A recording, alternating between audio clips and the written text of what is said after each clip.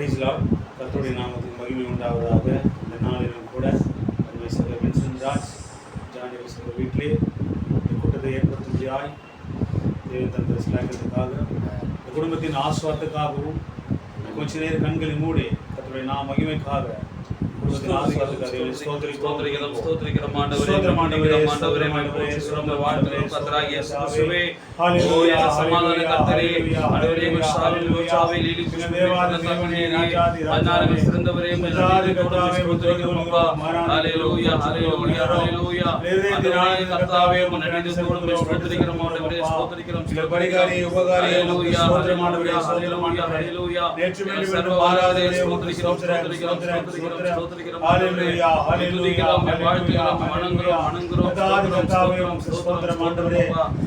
ஹalleluya ஹalleluya ஹalleluya ஹalleluya ஹalleluya ஹalleluya ஹalleluya ஹalleluya தேவாதி தேவனே ராஜாதி ராஜாவே கர்த்தாவே ராஜா ஜெயம் கொண்ட கர்த்தாவே நன்றி ராஜா இயேசுப்பா ஸ்தோத்திரம் நீர் இந்த இடத்துல பிரசன்னமான ஆண்டவரே ஹalleluya ஹalleluya ஹalleluya ஹalleluya ஹalleluya ஹalleluya ஆபிரகாமின் தேவனே ஈசாக்கின் தேவனே யாக்கோபின் தேவனே உமக்கு ஸ்தோத்திரம் ஸ்தோத்திரம் ஸ்தோத்திரம் எங்கெல்லாம் நாமத்தை வருகிற தேவனே ஆண்டவரே கர்த்தாவே உம்மை ஆண்டவரே கூப்பிடும்போது ஹalleluya தேவனே ஸ்தோத்திரம் ஆண்டவரே எங்கள் மத்தியிலே வந்திருக்கிறவரே மத்தியிலே உலாவுகிறவரே தேவனே கர்த்தாவே உமக்கு ஸ்தோத்திரம் ஸ்தோத்திரம் ஹalleluya நன்றி ராஜா நன்றி ராஜா நன்றி ராஜா இரக்கத்தில் ஐஸ்வரியம் உள்ளவரே நீடிய சாந்தம் உள்ளவரே தயவுள்ளவரே உமக்கு ஸ்தோத்திரம் ஸ்தோத்திரம் ஸ்தோத்திரம் கர்த்தாவே கர்த்தாவே உமக்கு நன்றி ராஜா நன்றி ராஜா தேடி வந்தவரே இயேசுப்பா உமக்கு ஸ்தோத்திரம் எங்கள் முன் குறித்தவரே உமக்கு ஸ்தோத்திரம் எங்கள் மனவாட்டி பாதுகாவலரே தஞ்சமே எங்கள் புகலிடமே எங்கள் அரணே எங்கள் கோட்டையே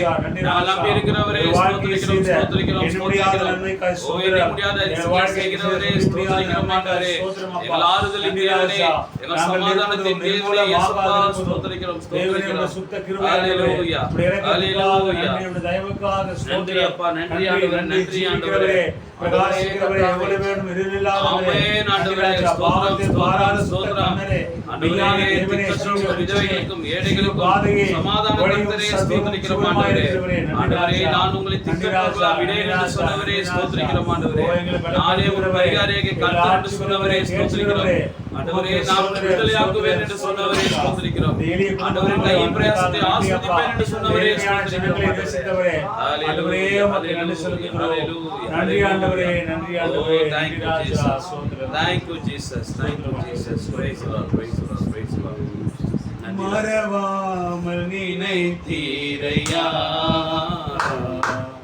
மனதார நன்றி சொல்வே என்னை மறவாமல் நினைத்தீரையா மனதார நன்றி சொல்வே இரவும் பகலும் என்னை நினைந்து இதுவரை நடத்தினீரே இரவும் பகலும் என்னை நினைந்து இதுவரை நடத்தினீரே நன்றி நன்றி ஐயா கோடி கோடி நன்றி ஐயா நன்றி நன்றி ஐயா கோடி கோடி நன்றி ஐயா பிரீசரே யெகோவா ஈரே ஏலோகிமே நன்றியுள்ளத்தோடு துதிக்கிறோம் ஆண்டவரே கர்த்தாவே இந்த நாளிலும் இந்த நேரத்துக்காக நன்றி இயேசுப்பா ஆண்டவரே நீர் வராமல் எதுவும் பரிபூர்ணம் அடைய முடியாது தேவனே இந்த நாளிலும் இந்த நேரத்திலும் வரவு செல்வது ஆண்டவரே இந்த வீட்டிலே இந்த குடும்பத்திலே கர்த்தாவே நாங்கள் அழைக்கிறோம் அப்பா நீர் எங்கு வருகிறீரோ அங்கே சமாதானம் உண்டு நீர் எங்கு வருகிறோ அங்கே விடுதலை உண்டு ஆண்டவரே நீர் எங்கு வருகிறீரோ அங்கே ஆசீர்வாதங்கள் உண்டு நீர் எங்கு இருக்கிறீரோ அங்கே ரட்சிப்பு உண்டு கர்த்தாவே இதோ இந்த வீடு கர்த்தாவே ஆண்டவரே இந்த வீட்டுக்கு இன்னைக்கு ரட்சிப்பு வந்தது என்று சொன்னீரோ கர்த்தாவே அதே நேற்று மீண்டும் மீண்டும் மாறாத தேவன் இப்போது நீர் இங்கு வந்திருக்கும் போது கர்த்தாவே ஆண்டவரே இந்த வீட்டுக்கு ரட்சிப்பு வந்து நாங்கள் சுவாசிக்கிறோம் ஆண்டவரே ஆண்டவரே சற்று நேரம் எங்களோடு கூட இடைபடும்படியாக எங்களை தகுதிப்படுத்தும்படியாக ஆண்டவரே நீ வந்து கர்த்தாவே ஆண்டவரே இந்த குடும்பத்தை ஆசீர்வதிக்கும்படியாக இந்த சமூகத்திலே நாங்கள் ஒப்புக் கொடுக்கிறோம் ஆண்டவரே கர்த்தாவே நாமத்தை உயர்த்துகிற எந்த ஸ்தலத்திலும் வந்து நான் உங்களை ஆசீர்வதிப்பேன் என்று சொன்ன தேவனே, நீ ஆண்டவரே உம் நாமத்தை உயர்த்துவதற்காக இந்நாளுக்குரிய செய்தியை கேட்பதற்காக அந்த வீட்டை திறந்து கொடுத்த அந்த குடும்பத்தையும் கர்த்தாவே நீர் ஆசீர்வதிக்கும்படியாக கர்த்தாவே பலப்படுத்த முடியாது, பாதுகாத்துக் கொள்ள முடியாது, முழு குடும்பம் ரட்சிப்பட முடியாது கர்த்தாவே கரங்களிலே நாங்கள் ஒப்புக் கொடுக்கிறோம் அப்பா. இது வாரும் ஆண்டவரே, இது வந்ததுக்காக நன்றி ராஜா. மத்தியில் உலாவிக் கொண்டிருப்பதற்காக நன்றி ஆண்டவரே. தரைப்பட்டமாய் தாழ்த்தி விலையேறப்பட்ட கரங்களை ஒப்புக் கொடுக்கிறோம் அப்பா. மீதியான காரியங்களை தேவன் தேவன் கண்ட கர்த்தராகிய இயேசு கிறிஸ்துவின் நாமத்தில் ஜெபிக்கிறோம் பிதாவே. ஆமென் ஆமென் ஆமென். கர்த்தருடைய நாம மகிமைக்காய் கூட ஒரு பாடலை கூட பாடுவோம். என் நம்பிக்கையே உனக்கு ஸ்தோத்திரம் இடமே உனக்கு இந்த பாடலை கூட கரலை தட்டி பாடுவோம். என்னோட கூட சேர்ந்து பாடுங்க.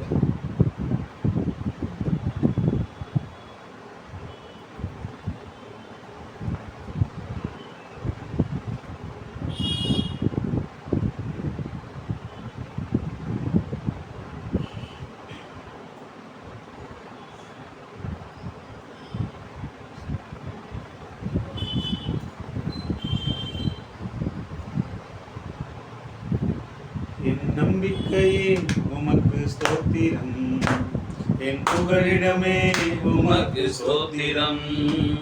என் நம்பிக்கையே உமக்கு ஸ்தோத்திரம், என் புகழிடமே உமக்கு ஸ்தோத்திரம். உம்மைத்தான் நான் நம்பியிருக்கேன், அற்புதங்கள் எனக்கு செய்யுங்கப்பா.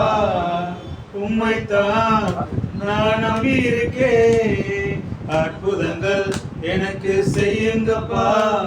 என் நம்பிக்கையே உமக்கு ஸ்தோத்திரம், என் புகழிடமே உமக்கு ஸ்தோத்திரம். என் நம்பிக்கையே உமக்கு ஸ்தோத்திரம், என் புகழிடமே உமக்கு ஸ்தோத்திரம். 100க்கு 100 உம்மை நான் நம்புவேன், அற்புதம் செய்திடுங்க, அதிசயம் நடத்திடுங்க. 100க்கு 100 உம்மை நான் நம்புவேன், அற்புதம் செய்திடுங்க, அதிசயம் நடத்திடுங்க. மனிதர்கள் முன்பாக தலைகுனிந்து போகாமல் உதவி செய்திடுங்க, உயர்த்தி வச்சிடுங்க.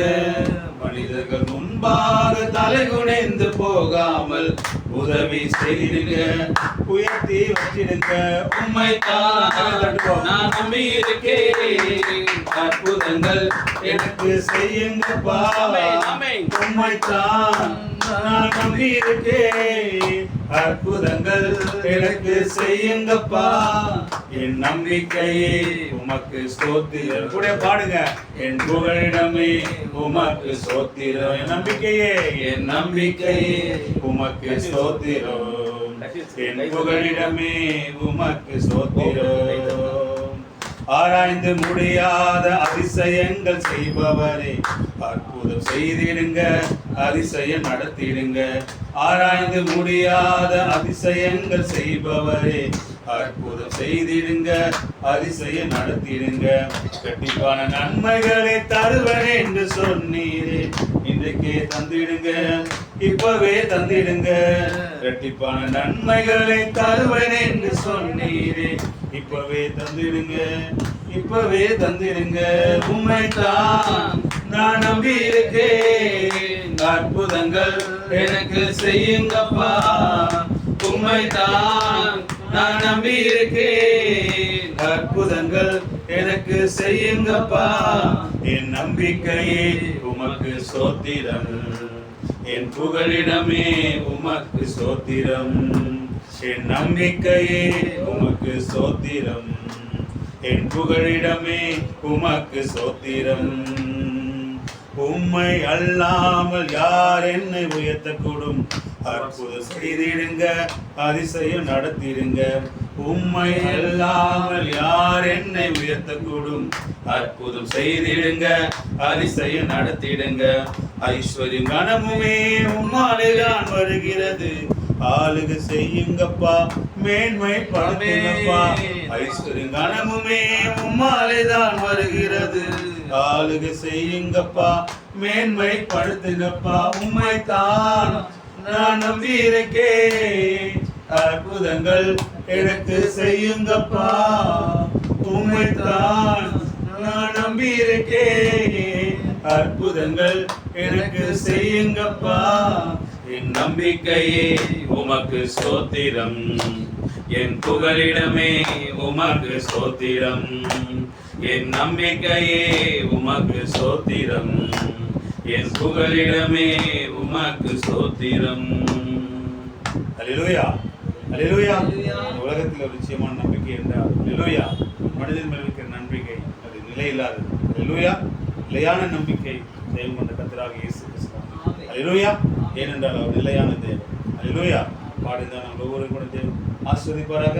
இதில் கூட வார்த்தைக்கான ஒரு நேரமாக இருக்கிறது. இந்த வார்த்தை கேளுங்க. இந்த தேவன் வார்த்தையாக இருக்கிறார். அல்லேலூயா. இந்த வார்த்தையை நீங்கள் கேட்டு விசுவாசிக்கும் போது தேவன் உங்களுக்கான எல்லா தேவையும் சந்திக்கிறதா இருக்கிறார்.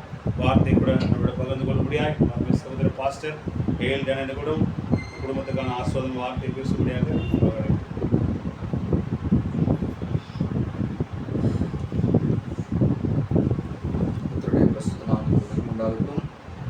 நாங்கள் கூட சகோதரனுடைய வீட்டிலே தேவனை ஆராதிக்கும்படியாய் துதிக்கும்படியாய் ஒரு வீடை திறந்து கொடுத்துதான் இந்த குடும்பத்தை தேவன் ஆசீர்வதிப்பாராக. அல்லேலூயா. உண்மையிலே நாம் தேவனை தேடக்கூடிய ஜனங்களாக இருக்கிறோம். தேவனை நாம் நேசிக்கிறதுனால்தான் இந்த மாதிரியான கூட்டங்களை ஏற்படுத்த முடியும். விருப்பம் இல்லாம அதை செய்ய முடியாது.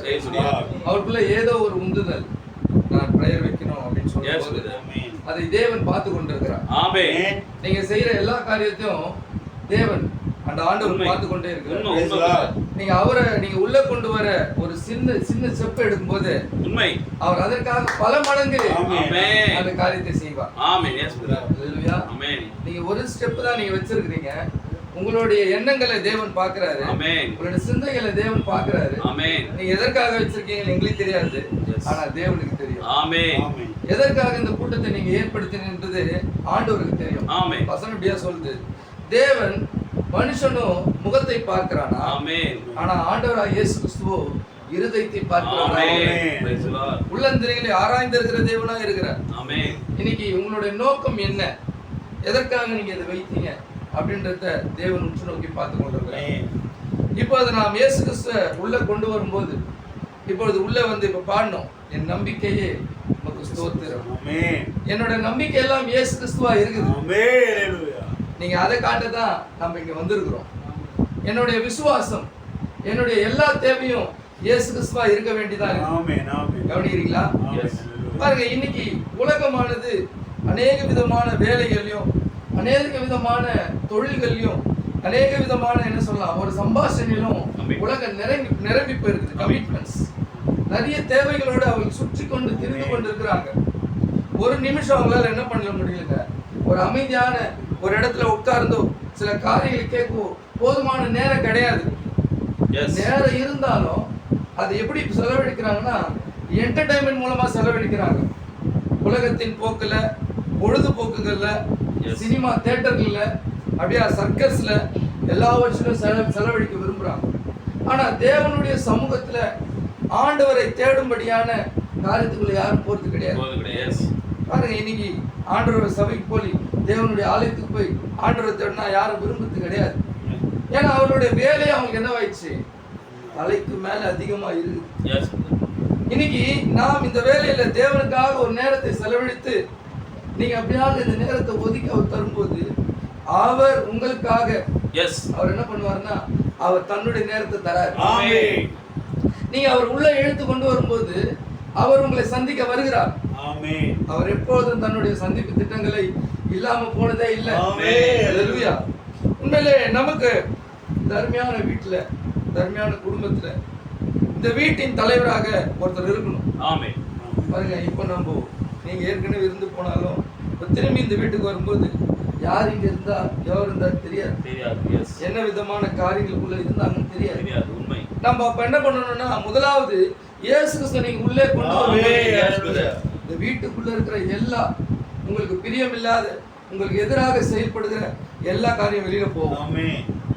இப்போ ஒரு இருட்டான ஒரு இடம், லைட் எல்லாம் ஆஃப் பண்ணிருக்குன்னா இருட்டா இருக்குது. நீங்க உள்ள வந்து உள்ரூம் போறதுக்கு நீங்க முதல்ல என்ன பண்ணுவீங்க? உள்ள வந்த உடனே என்ன பண்ணுவீங்க? முதல்ல லைட் சுவிட்ச் எங்க இருக்கு தேடி இருட்டு. கரெக்டுங்களா? இருட்டா இருந்தாலும் நம்ம என்ன பண்ணுவோம்? தடையாவது சுவிட்ச் எங்க இருக்குன்னு தேடி போடுவோம். அதே தான் இன்னைக்கு செய்ய வந்துக்கிறோம். பிசாசு எல்லா விதமான இருளின் காரியத்தை உள்ளே எடுத்து வந்து வச்சிருவான். நீங்க முதலாவது இயேசு என்ற வெளிச்சத்தை உள்ளே கொண்டு வரணும். அந்த இயேசு என்ற வெளிச்சத்தை உள்ளே கொண்டு வந்தீங்கன்னா உள்ளகிற இருள் எல்லாம் வெளியில ஓடிடும். பிசாசின் எல்லா காரியங்களும் வெளியில ஓடிடும். ஏன்னா இருள் வெளிச்சத்துல பிசாசு என்ன பண்ண மாட்டான்? இருக்க மாட்டான். அவ எப்போதும் இருள விரும்புகிறவனா இருக்கிறான். இன்னைக்கு நம்ம அதை தான் செய்ய போறோம். ஒரு வீட்டுல இயேசு கொண்டு வரும்போது, இயேசு கிறிஸ்து அந்த நம்பரை கொண்டு வரும்போது என்ன நடக்க போகுது? மேபி உங்களுக்கு இயேசு கிறிஸ்து தெரியலாம், நிறைய காரியங்கள் நீங்க அறிஞ்சிருக்கலாம். ஆனாலும் நாங்க கொண்டு வந்திருக்கிற இயேசு கிறிஸ்து எப்படிப்பட்டவர் நீங்க பார்க்க வேண்டியதா இருக்குது. உங்களுக்கு தெரிஞ்ச இயேசு கிறிஸ்து இல்ல, நாங்க கொண்டு வந்திருக்கிற இயேசு கிறிஸ்து. நாங்க 2000 வருஷத்துக்கு முன்னாடி இருந்த இயேசு கிறிஸ்துவ நாங்க ஆராதிக்கல. இன்னைக்கு அன்னைக்கு பிறந்த இயேசு கிறிஸ்துவ நாங்க பேச இங்க வரல. இன்னைக்கு இயேசு கிறிஸ்து என்ன பண்ண போறாருன்னு பேச அல்லேலூயா. நீங்க இயேசு கிறிஸ்துவ விசுவாசத்தோடு அவர் அப்படியே நம்பி அவர் இந்த வேலையை பிடித்துக் கொள்ளும் போது அவர் உண்மையை இங்க வந்து உங்களை ஆசீர்வதிக்கிறார். பாருங்க, இன்னைக்கு நாம எப்படி ஜீவிக்கிறோம், எப்படி வாழ்றோம், எப்படி காணப்படுகிறோம், யாரை பின்பற்றுகிறோம் என்ற ஒரு காரியமானது உலகத்துல இருக்குது. உட்காருங்க, வேகமா உட்காருங்க. நம்ம எதை பின்பற்றி கொண்டிருக்கிறோம், எதை நாம் செய்து கொண்டிருக்கிறோம், நாம் என்ன செய்து கொண்டிருக்கிறோம் என்று நாம் தேட வேண்டியதா இருக்குது. நாம் யோசிக்க வேண்டியதா இருக்குது. கவனிக்கிறீங்களா? பாருங்க, இன்னைக்கு பூமியில் இருக்கிற எல்லா ஜனங்களும் தனக்கான ஒரு தலைவரை தேர்ந்தெடுக்கிறாங்க. உண்மை. அல்லேலூயா. எல்லா ஜனங்களும் என்ன பண்றாங்க?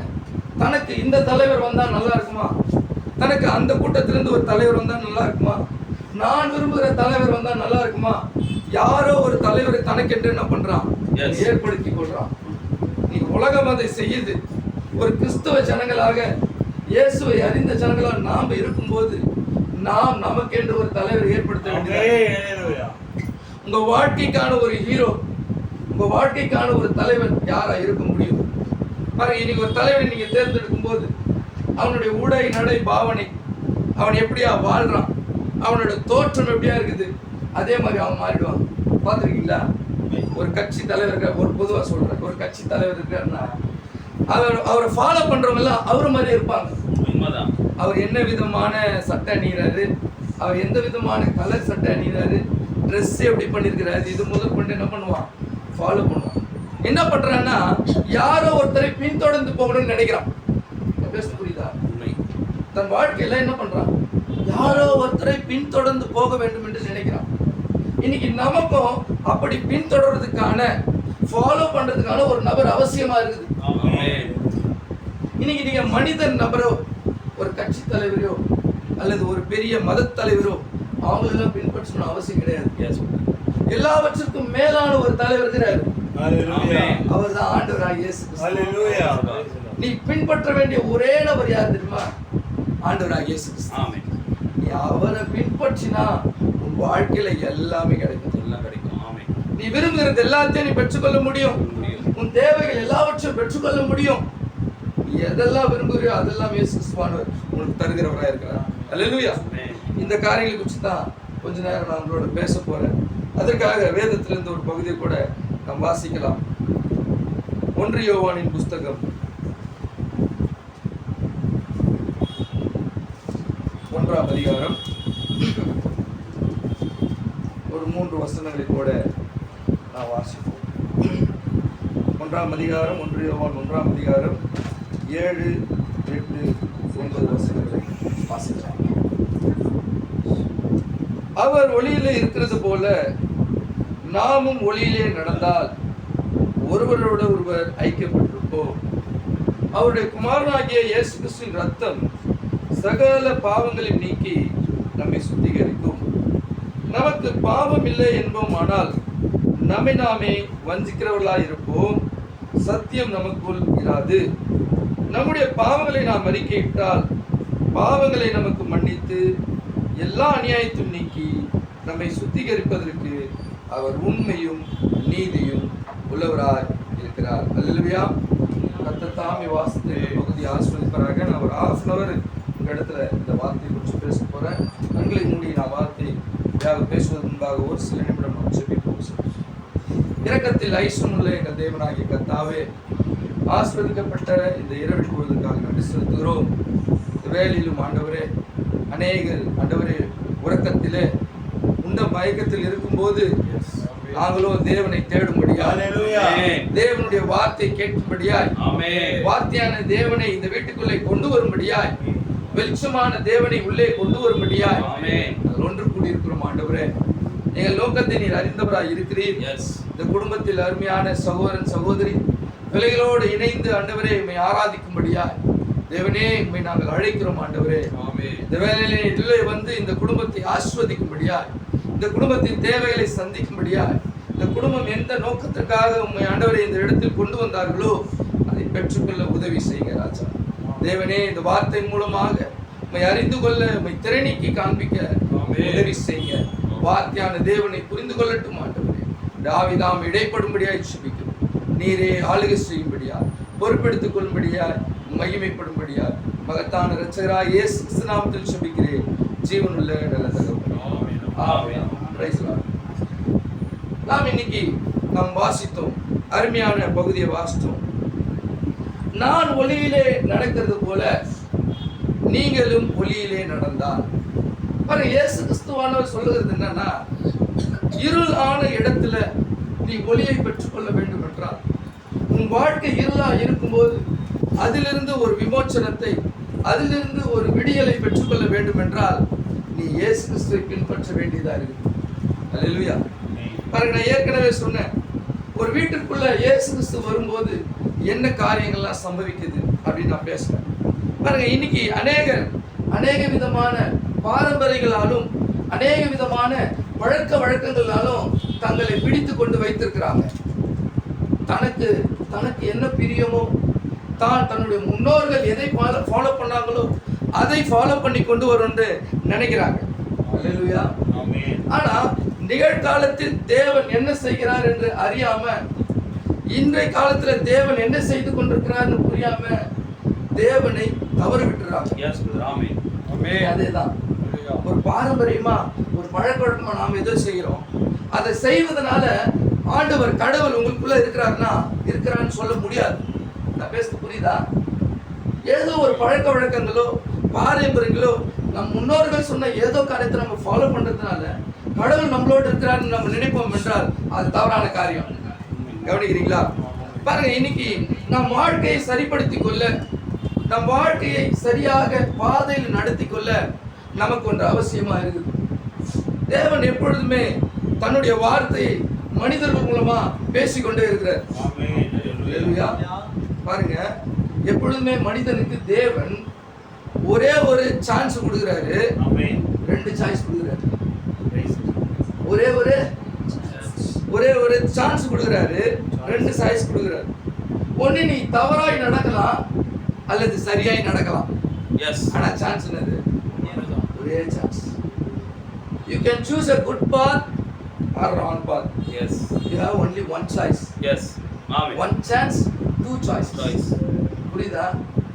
ரெண்டு சாய்ஸ், ஒன்னு சரியான பாதை அல்லது தவறான பாதை.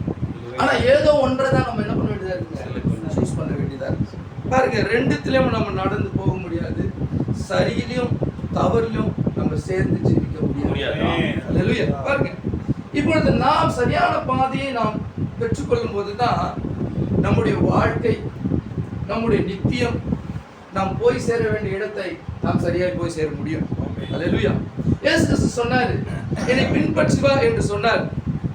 பின்பற்றி வந்தால் அவளுக்கு நான் நித்திய ஜீவனை அளிக்கிறேன் என்று சொன்னார். இன்னைக்கு அதுதான் சொல்றார் இயேசு கிறிஸ்து. இன்னைக்கு இயேசு கிறிஸ்துவை நீங்க சரியா ஃபாலோ பண்ணீங்கன்னா அவருடைய நித்திய ஜீவனை உங்களுக்கு தருவார். ஆமென். நீங்க அவரை ஃபாலோ பண்ண மிஸ் பண்ணிட்டா நித்திய ஜீவனை அளிக்கிறது இல்லை. அல்லேலூயா. வார்த்தையான தேவனை, நித்தியமான வார்த்தையான தேவனை இன்னைக்கு அவரு அன்னைக்கு எப்படி தந்தாரோ அதே மாதிரி தான் தந்துனுக்கிறார். ஆமென். இன்னைக்கு நீங்க அவரை பிடித்து கொள்ளதுதான் இருக்குது. அவர் உங்களுக்கு அற்புதம் செய்யறாரா இல்லையா என்பது புரியுதா? பாருங்க, இன்னைக்கு தேவனுக்கென்று ஒரு நியமங்கள் இருக்குது. தேவனுக்கென்று அவருக்குன்னு ஒரு லா இருக்குது. அந்த லா படி நம்ம ஃபாலோ பண்ணாதான் அவரிடத்துல இருந்து ஏதாவது ஒன்று பெற்றுக்கொள்ள முடியும்.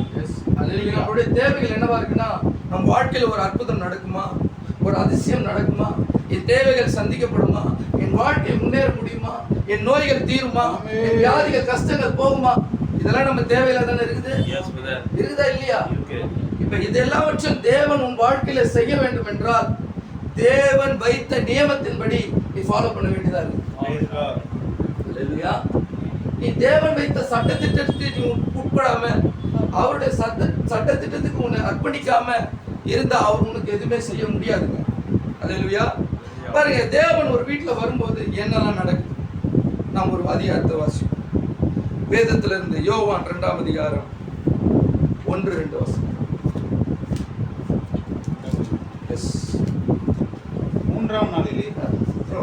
மூன்றாம் நாளிலே கலிலேயாவில் உள்ள கானா ஊரிலே ஒரு கல்யாணம் நடந்தது. இயேசுவின் தாயும் அங்கே இருந்தால். இயேசுவும் அவருடைய சீஷரும் அந்த கல்யாணத்துக்கு அழைக்கப்பட்டிருந்தார்கள். திராட்சரசம் குறைபட்ட போது இயேசுவின் தாய் அவரை நோக்கி, அவர்களுக்கு திராட்சரசம் இல்லை என்றால். பாருங்க, முதலாவது இயேசு கிறிஸ்து செய்த அற்புதம் இது. நீங்க எல்லாம் கேள்விப்பட்டீங்க. முதலாவது இயேசு கிறிஸ்துவை ஒரு வீட்டுக்கு அழைத்து போறாங்க. அங்க ஒரு கல்யாணம் நடக்குது. நான் இயேசு கிறிஸ்து அழைக்கப்பட்ட வீட்டில் என்ன நடக்க போகுது அப்படின்ட்டு தான் பேச வந்துக்கிறேன்.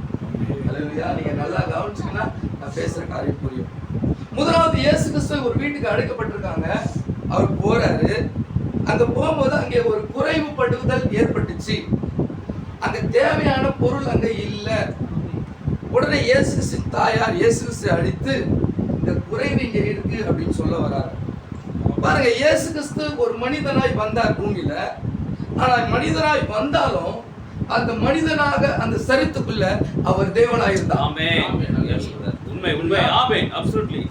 இப்போ தேவன் என்று சொல்லப்படும் போது, பிதா குமாரன் பரிசுத்தாவின் சொல்லப்படும் போது, அது யாரோ வேற ஒரு நபராக, இந்த வேற யாரோ ஒரு நபரை குறிக்கிறதாக இந்த சபை ஸ்தாபனங்கள் மாற்றி வச்சிச்சு.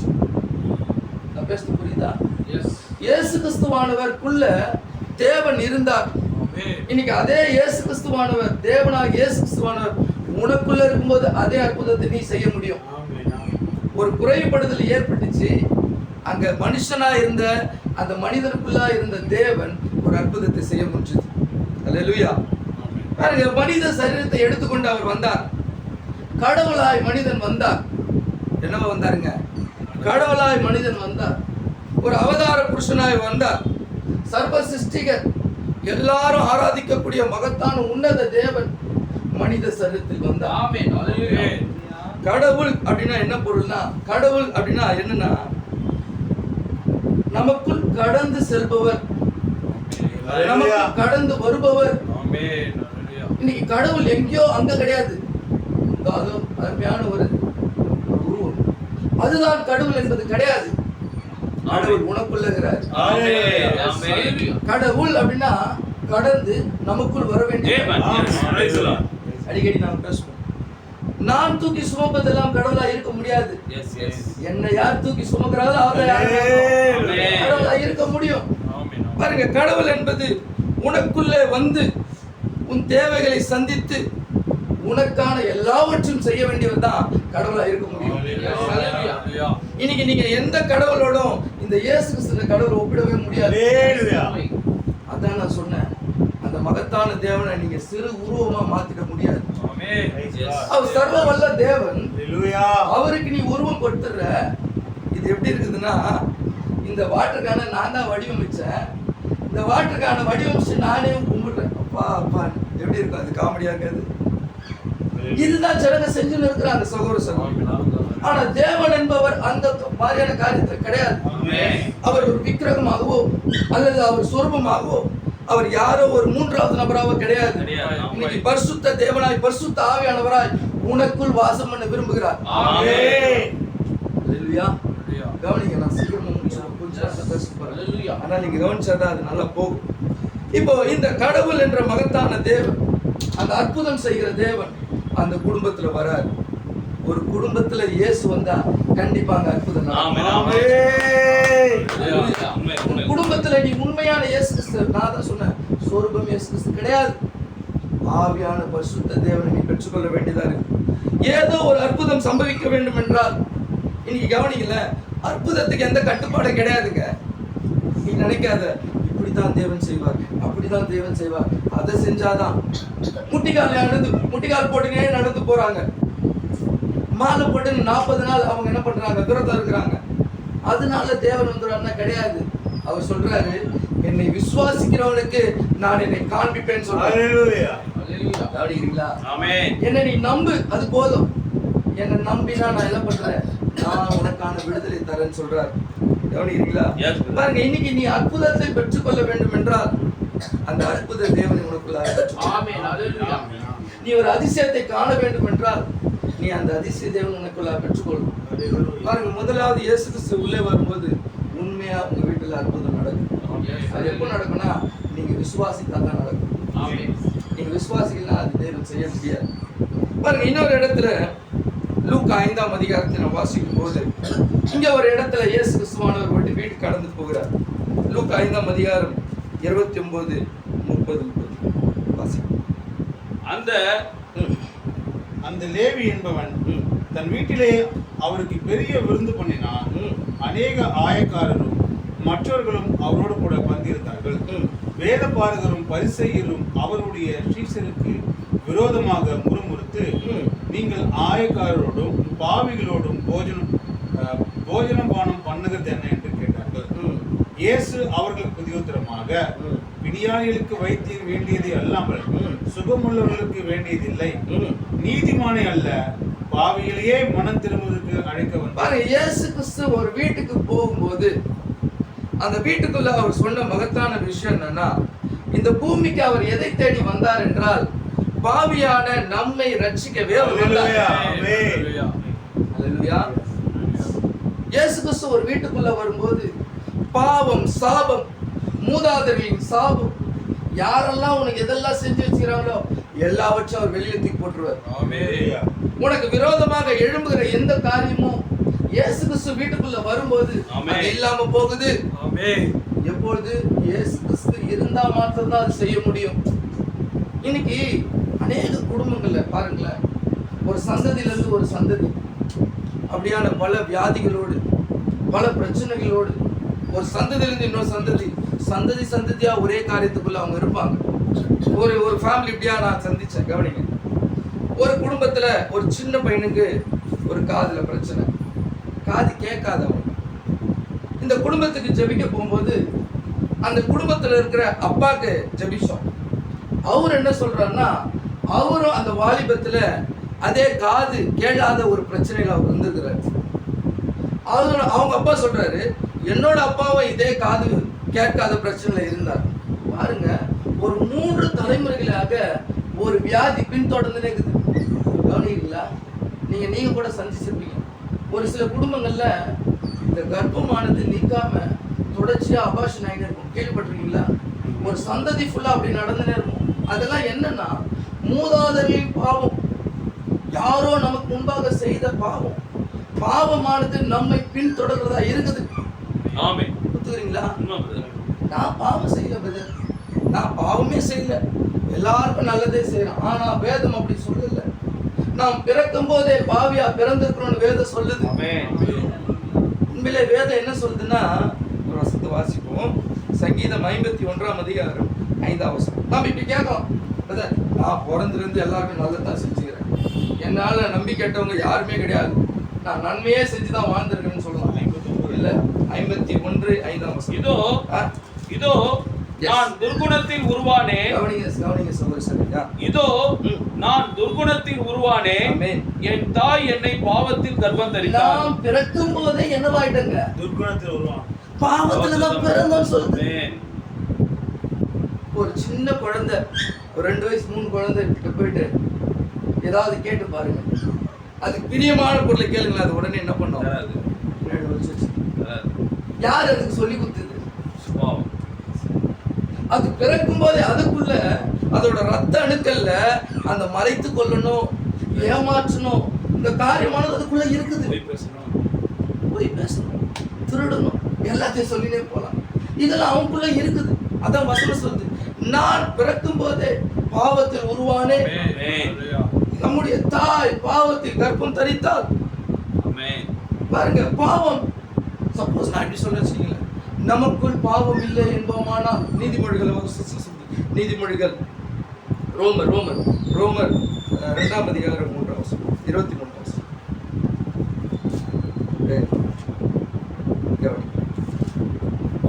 3ஆம் அதிகாரம் 23ஆம் வசனம்.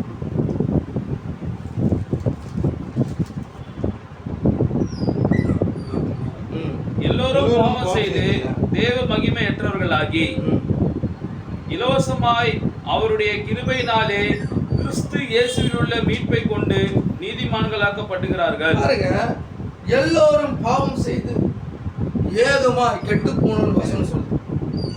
ஏகமாய் கெட்டு போனோம்னு சொல்லும்போது நாம் நம்முடைய சிந்தையில வைத்துக்கொண்டு, நாம் நம்முடைய எண்ணங்களின் போக்குகள்ல, நமக்கு தெரிந்த வழிகளில் போயிட்டு நாம் என்ன செய்யறோம்?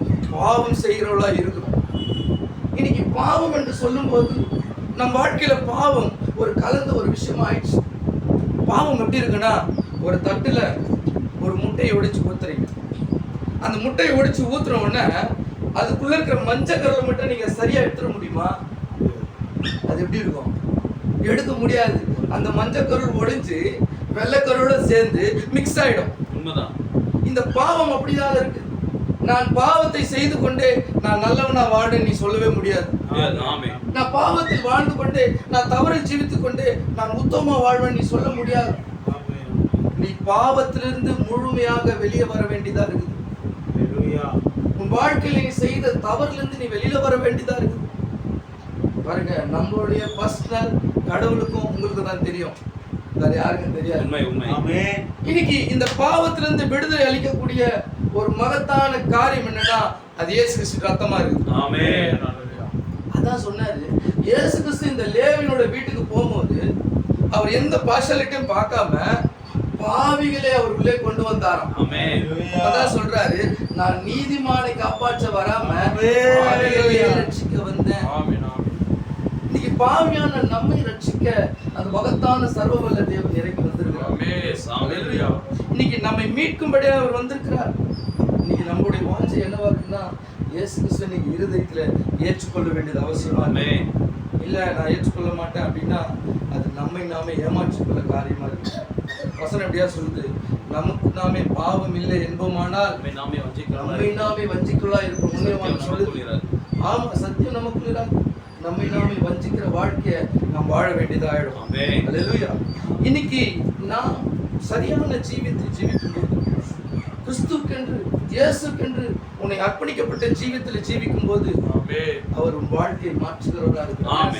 அல்லேலூயா. வாழ்க்கையை பின்தொடர்கிற, உன் குடும்பத்தை பின்தொடர்கிற எல்லா அசுத்த காரியங்களும், எல்லா பிசாசின் காரியங்களிலிருந்தும் உன்னை விடுதலையாக விரும்புகிறார். பாருங்க, இந்த பாவத்தை செய்து கொண்டிருந்த அந்த நபரை அவர் சந்திக்கும் போது இன்னொரு இடத்துல அப்படியே சொல்லுது, ஒரு பாவத்திலே அவர் வாழ்ந்து பாவத்திலே ஜீவித்திருந்த ஒரு சகோதரி அவர் மீட் பண்றாரு. அதே லேவியராக, அதே லூக்காவில் ஒரு வசனம் இருக்கு. லூக்கா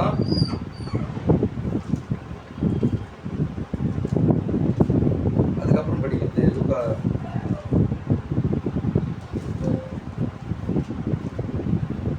அதே லூக்கா 7ஆம் அதிகாரம் 38 வாசம் 37.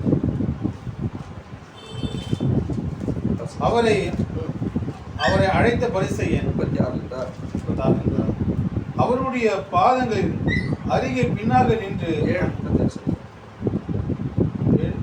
பரிசேயரில் ஒருவன். கவனிங்க சகோதரி. இப்போ மூன்றாவது இந்த இயேசு கிறிஸ்துவானவர் வேற ஒரு குடும்பத்தை சந்திக்க போகிறார்.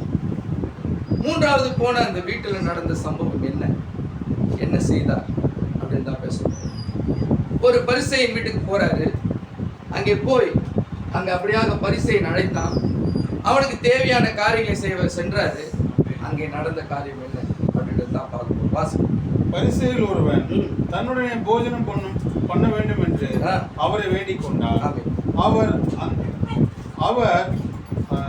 அந்த பரிசேயனுடைய வீட்டிலே பிரவேசித்து பந்தியிருந்தார்.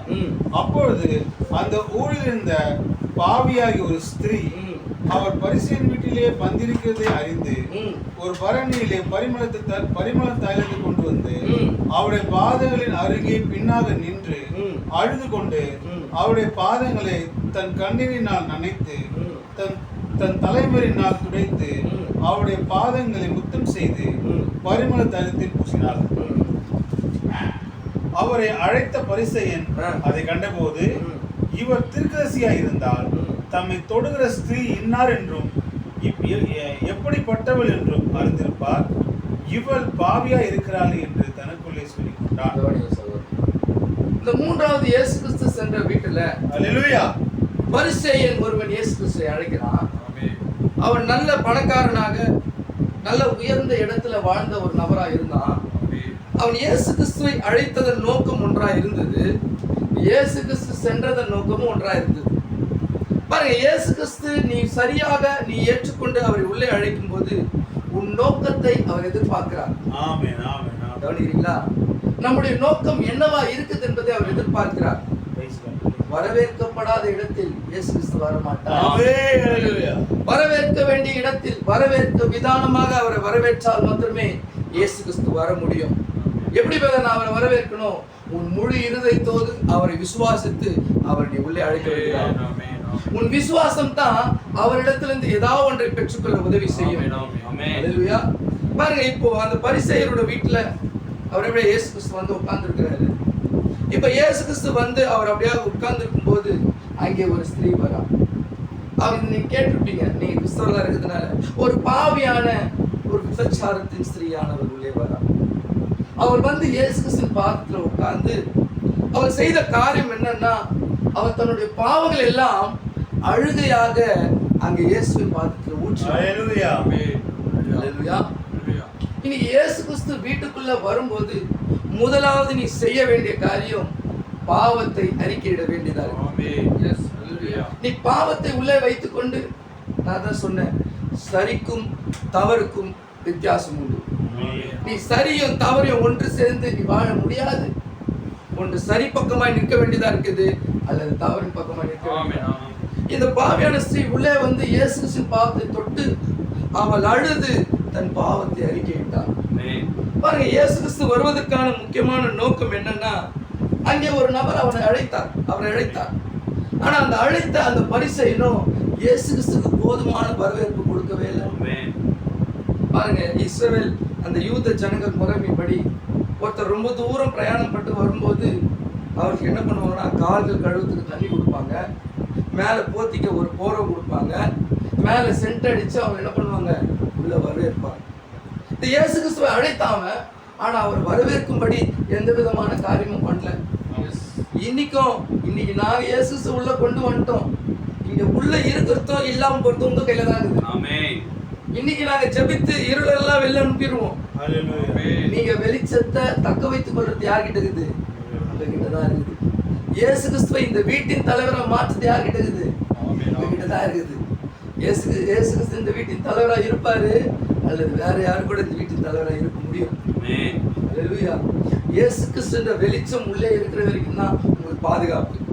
இயேசு கிறிஸ்துன்ற நபர் உள்ளே இருக்கிற வரைக்கும் தான் உங்களுக்கு ஆசீர்வாதம். அவர் இருக்கிற வரைக்கும் தான் உங்களுக்கு சுகம், பலன் எல்லாமே. அல்லேலூயா.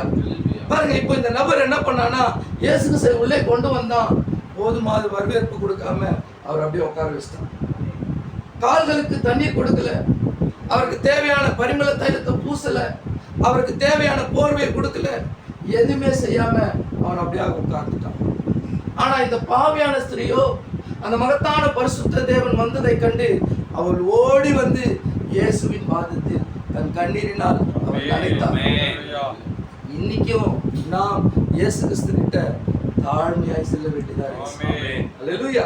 பாருங்க, அவர் சொல்றாரு, தேவனை தேடும் போது, தேவனிடத்துல நீ தேடி ஒரு பதிலை பெற்றுக்கொள்ள முயற்சி செய்யும் போது கண்டிப்பா உனக்கு அவர் பதில் அளிக்கிற தேவனாகிறார். கேட்டு அவர் இல்லைன்னு சொன்னதே கிடையாது. இயேசு கிறிஸ்துக்கு ஒரு கிளாஸ் தண்ணி கொடுத்துட்டு அவரை ஆசீர்வதிக்காம போனதே கிடையாது. நீ இயேசு கிறிஸ்துவை முழுமையா விசுவாசிக்கும் போது அவர் உன் வாழ்க்கையில் எல்லாவற்றையும் செய்ய முடியும். பாருங்க, இன்னைக்கு அவர் ஒரு அழைப்பை நமக்காக வைத்திருக்கிறார். இன்னைக்கு அவருக்கு அழைப்பு விடுக்கப்பட்டது. இன்னைக்கு அவர் உங்களை அழைக்கிறாரு, என்னிடத்தில் வா என்று அழைக்கிறார். வருத்தப்பட்டு பாரம் சுமக்கிறவர்களே, நீங்க எல்லாரும் என்னிடத்தில் வாங்கன்னு சொல்றாரு. எவ்வளவு நாளைக்கு கஷ்டத்தை நீயே தூக்கி சுமந்து இருப்ப, எவ்வளவு நாளைக்கு கவலைகளை நீயே சுமந்து இருப்ப. இன்னைக்கு இயேசு கிறிஸ்து நபர்கிட்ட நீ வரும்போது விடுதலை பெற்று பாருங்க, குடும்பத்தின் சமாதானம், குடும்பத்தோட வளர்ச்சி, இந்த குடும்பம் ஆண்டவரிடத்துல பரிசுத்தமாய் ஜீவிக்கக்கூடிய எல்லா காரியத்தையும் இன்னைக்கு நிகழ்காலத்தின் தேவனத்தில் தான் நீங்க பெற்றுக்கொள்ள முடியும். இன்னைக்கு தேவனை 2000 வருஷத்துக்கு முன்னாடி இந்த தேவன் இல்லைன்னு சொல்லும் போது இன்னைக்கு தேவன் எப்படி ஆகிறார்? இன்னைக்கு நான் பேசினதுக்கு தான் தேவன் ஆகுது. இன்னைக்கு தேவன் இந்த வார்த்தையா இருக்கிறார். அவர் சொல்றாரு, ஆதியிலே வார்த்தை இருந்தது, அந்த வார்த்தை தேவனா இருந்தது. இன்னைக்கு அதே வார்த்தை மீண்டும் வந்து உங்களை ஆசீர்வதிக்க முடியாது வந்திருக்குது. இன்னைக்கு இந்த சத்தத்தை கேட்கறீங்களே, அதான் தேவன். இந்த சத்தத்தை கேட்டு அதுக்கு நீங்க உங்க இருதயத்தை சாட்டும் போது, அந்த சத்தத்தை நீங்க உங்க இருதயத்துல ஏற்றுக்கொள்ளும் போது தேவன் உங்களை ஆசீர்வதிக்கிறார். அல்லேலூயா. பாருங்க, இன்னைக்கு நம்முடைய பாவங்களை மன்னிக்கும்படியான மகத்தான ரத்தம் சிந்துதலை அவர் நமக்காக செய்திருக்கிறார். இன்னைக்கு அவருடைய ரத்தத்தை சிந்தி நம் பாவங்களை மன்னித்திருக்கிறார். பாருங்க, காலமா பல காலமா யுக யுகமா ரத்தம் கோழியோ மாடுகளையோ பறவைகளோ வெட்டி ரத்தத்தை கொடுக்குறாங்க. எதுனே தெரியல அவங்களுக்கு. ஏதோ ஒன்றை செய்து தங்களுடைய பாவங்கள் போக்க முடியுமா, தங்களுடைய கர்மங்கள் போக்க முடியுமா என்று முயற்சி செய்யறாங்க. ஆனா எதனாலும் போவாது. இன்னைக்கு ரத்தத்தில் உள்ள பாவத்தை போக்க வேண்டும் என்றால் ரத்தத்தின் மனித ரத்தத்தினால சிந்தப்பட்ட ரத்தம் அவசியமா இருக்குது. அது இயேசு கிறிஸ்து நபர், அந்த தேவன் மனிதனாக வந்து நமக்காக ரத்தத்தை சிந்திருக்கிறார். அந்த ரத்தத்தை நீ விசுவாசி எடுத்துக்கொள்ளும் போது, இன்னைக்கு அந்த ரத்தம் தான் வார்த்தை நீ கேட்டுக்கிற, அதை நீ ஏற்றுக்கொள்ளும் போது உன் பாவங்கள் மன்னிக்கப்படுது, உன் சாபங்கள் மன்னிக்கப்படுது. 1 யோவான் 1ஆம் அதிகாரம் அந்த 7ஆம் வசனம் வாசிக்கிறேன்.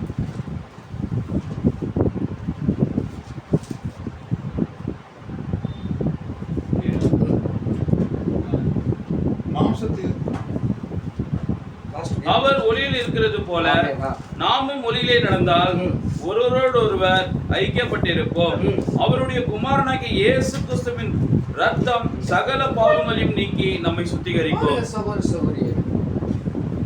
இன்னைக்கு ஏதோ ஒரு வருஷத்துல ஏதோ ஒரு விழாவுக்கு சென்று ஏதோ ஒரு பூசையை அல்லது மாச நம்ம பார்ப்பதனால எந்த பயனும் கிடையாது.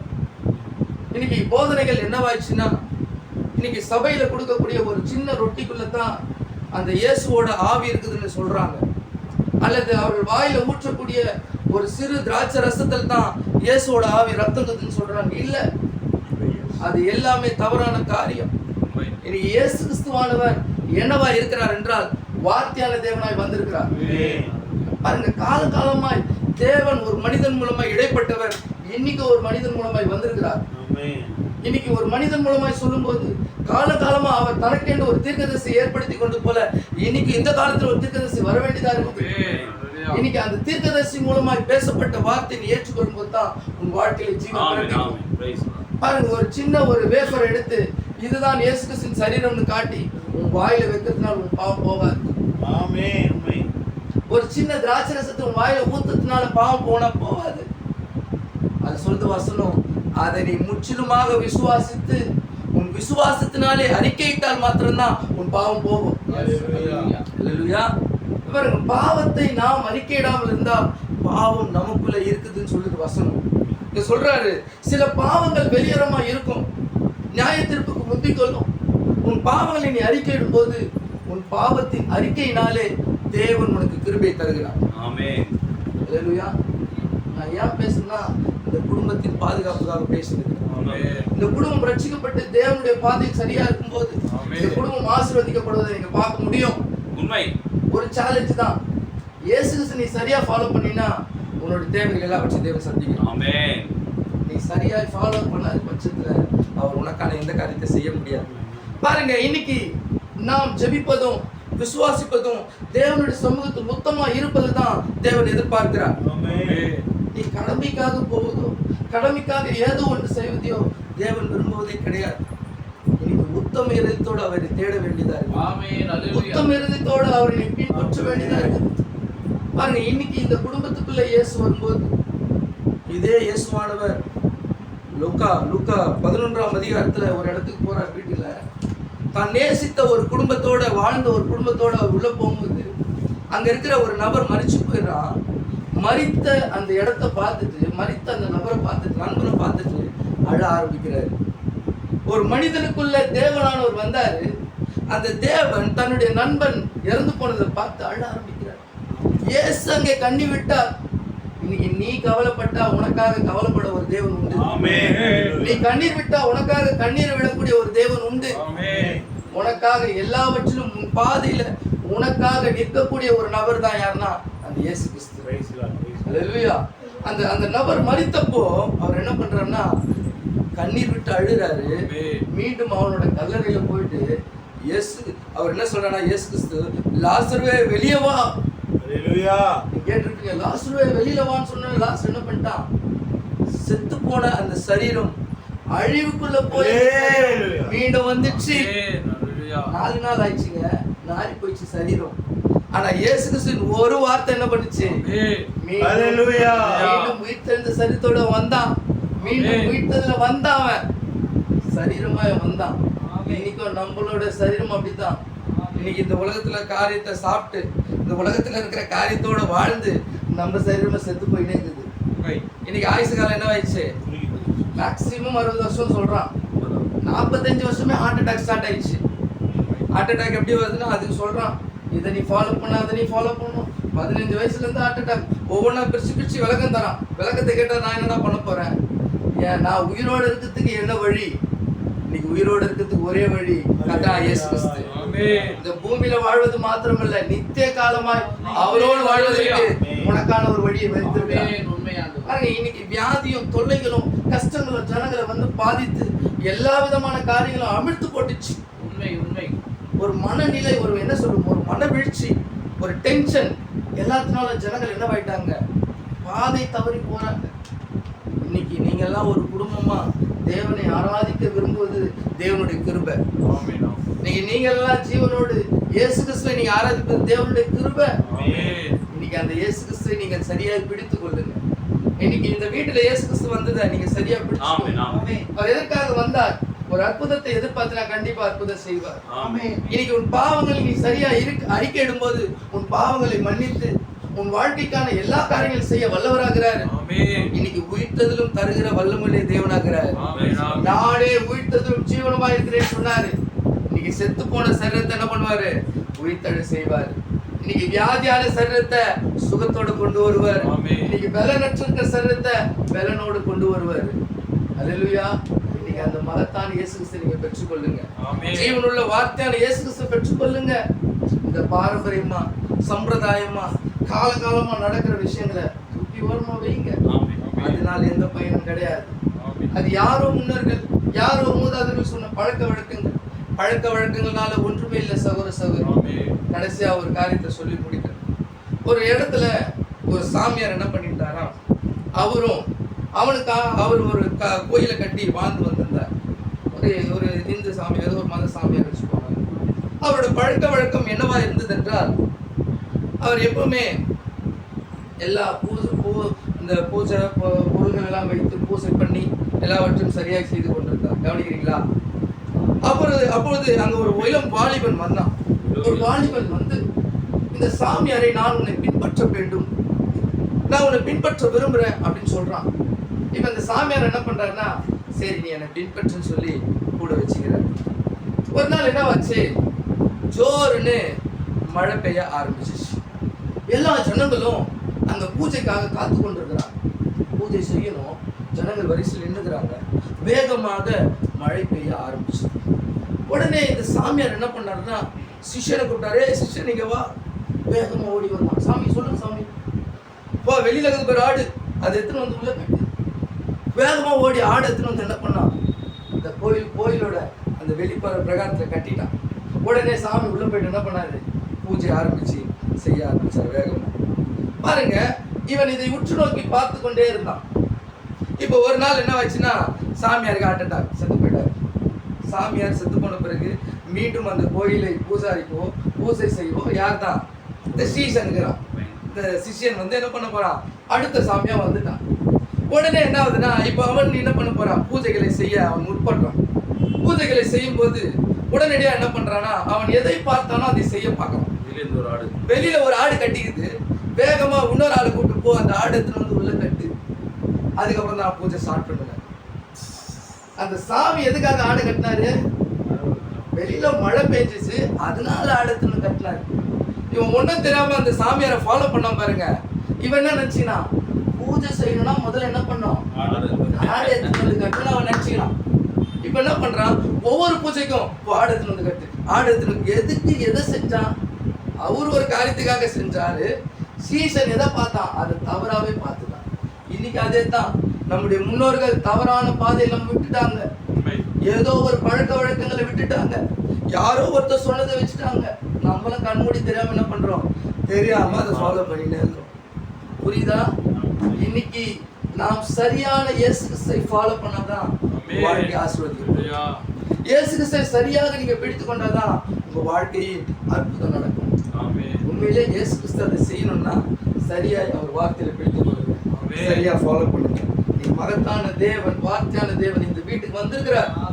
இந்த வார்த்தையான தேவனை நீங்க சரியா பிடித்துக் கொள்ளுங்க, உங்க வாழ்க்கை ஆசீர்வாதமாயிருக்கும். God bless you. தேவன் தாமே உங்களை ஒவ்வொருத்தரும் ஆசீர்வதிப்பாராக.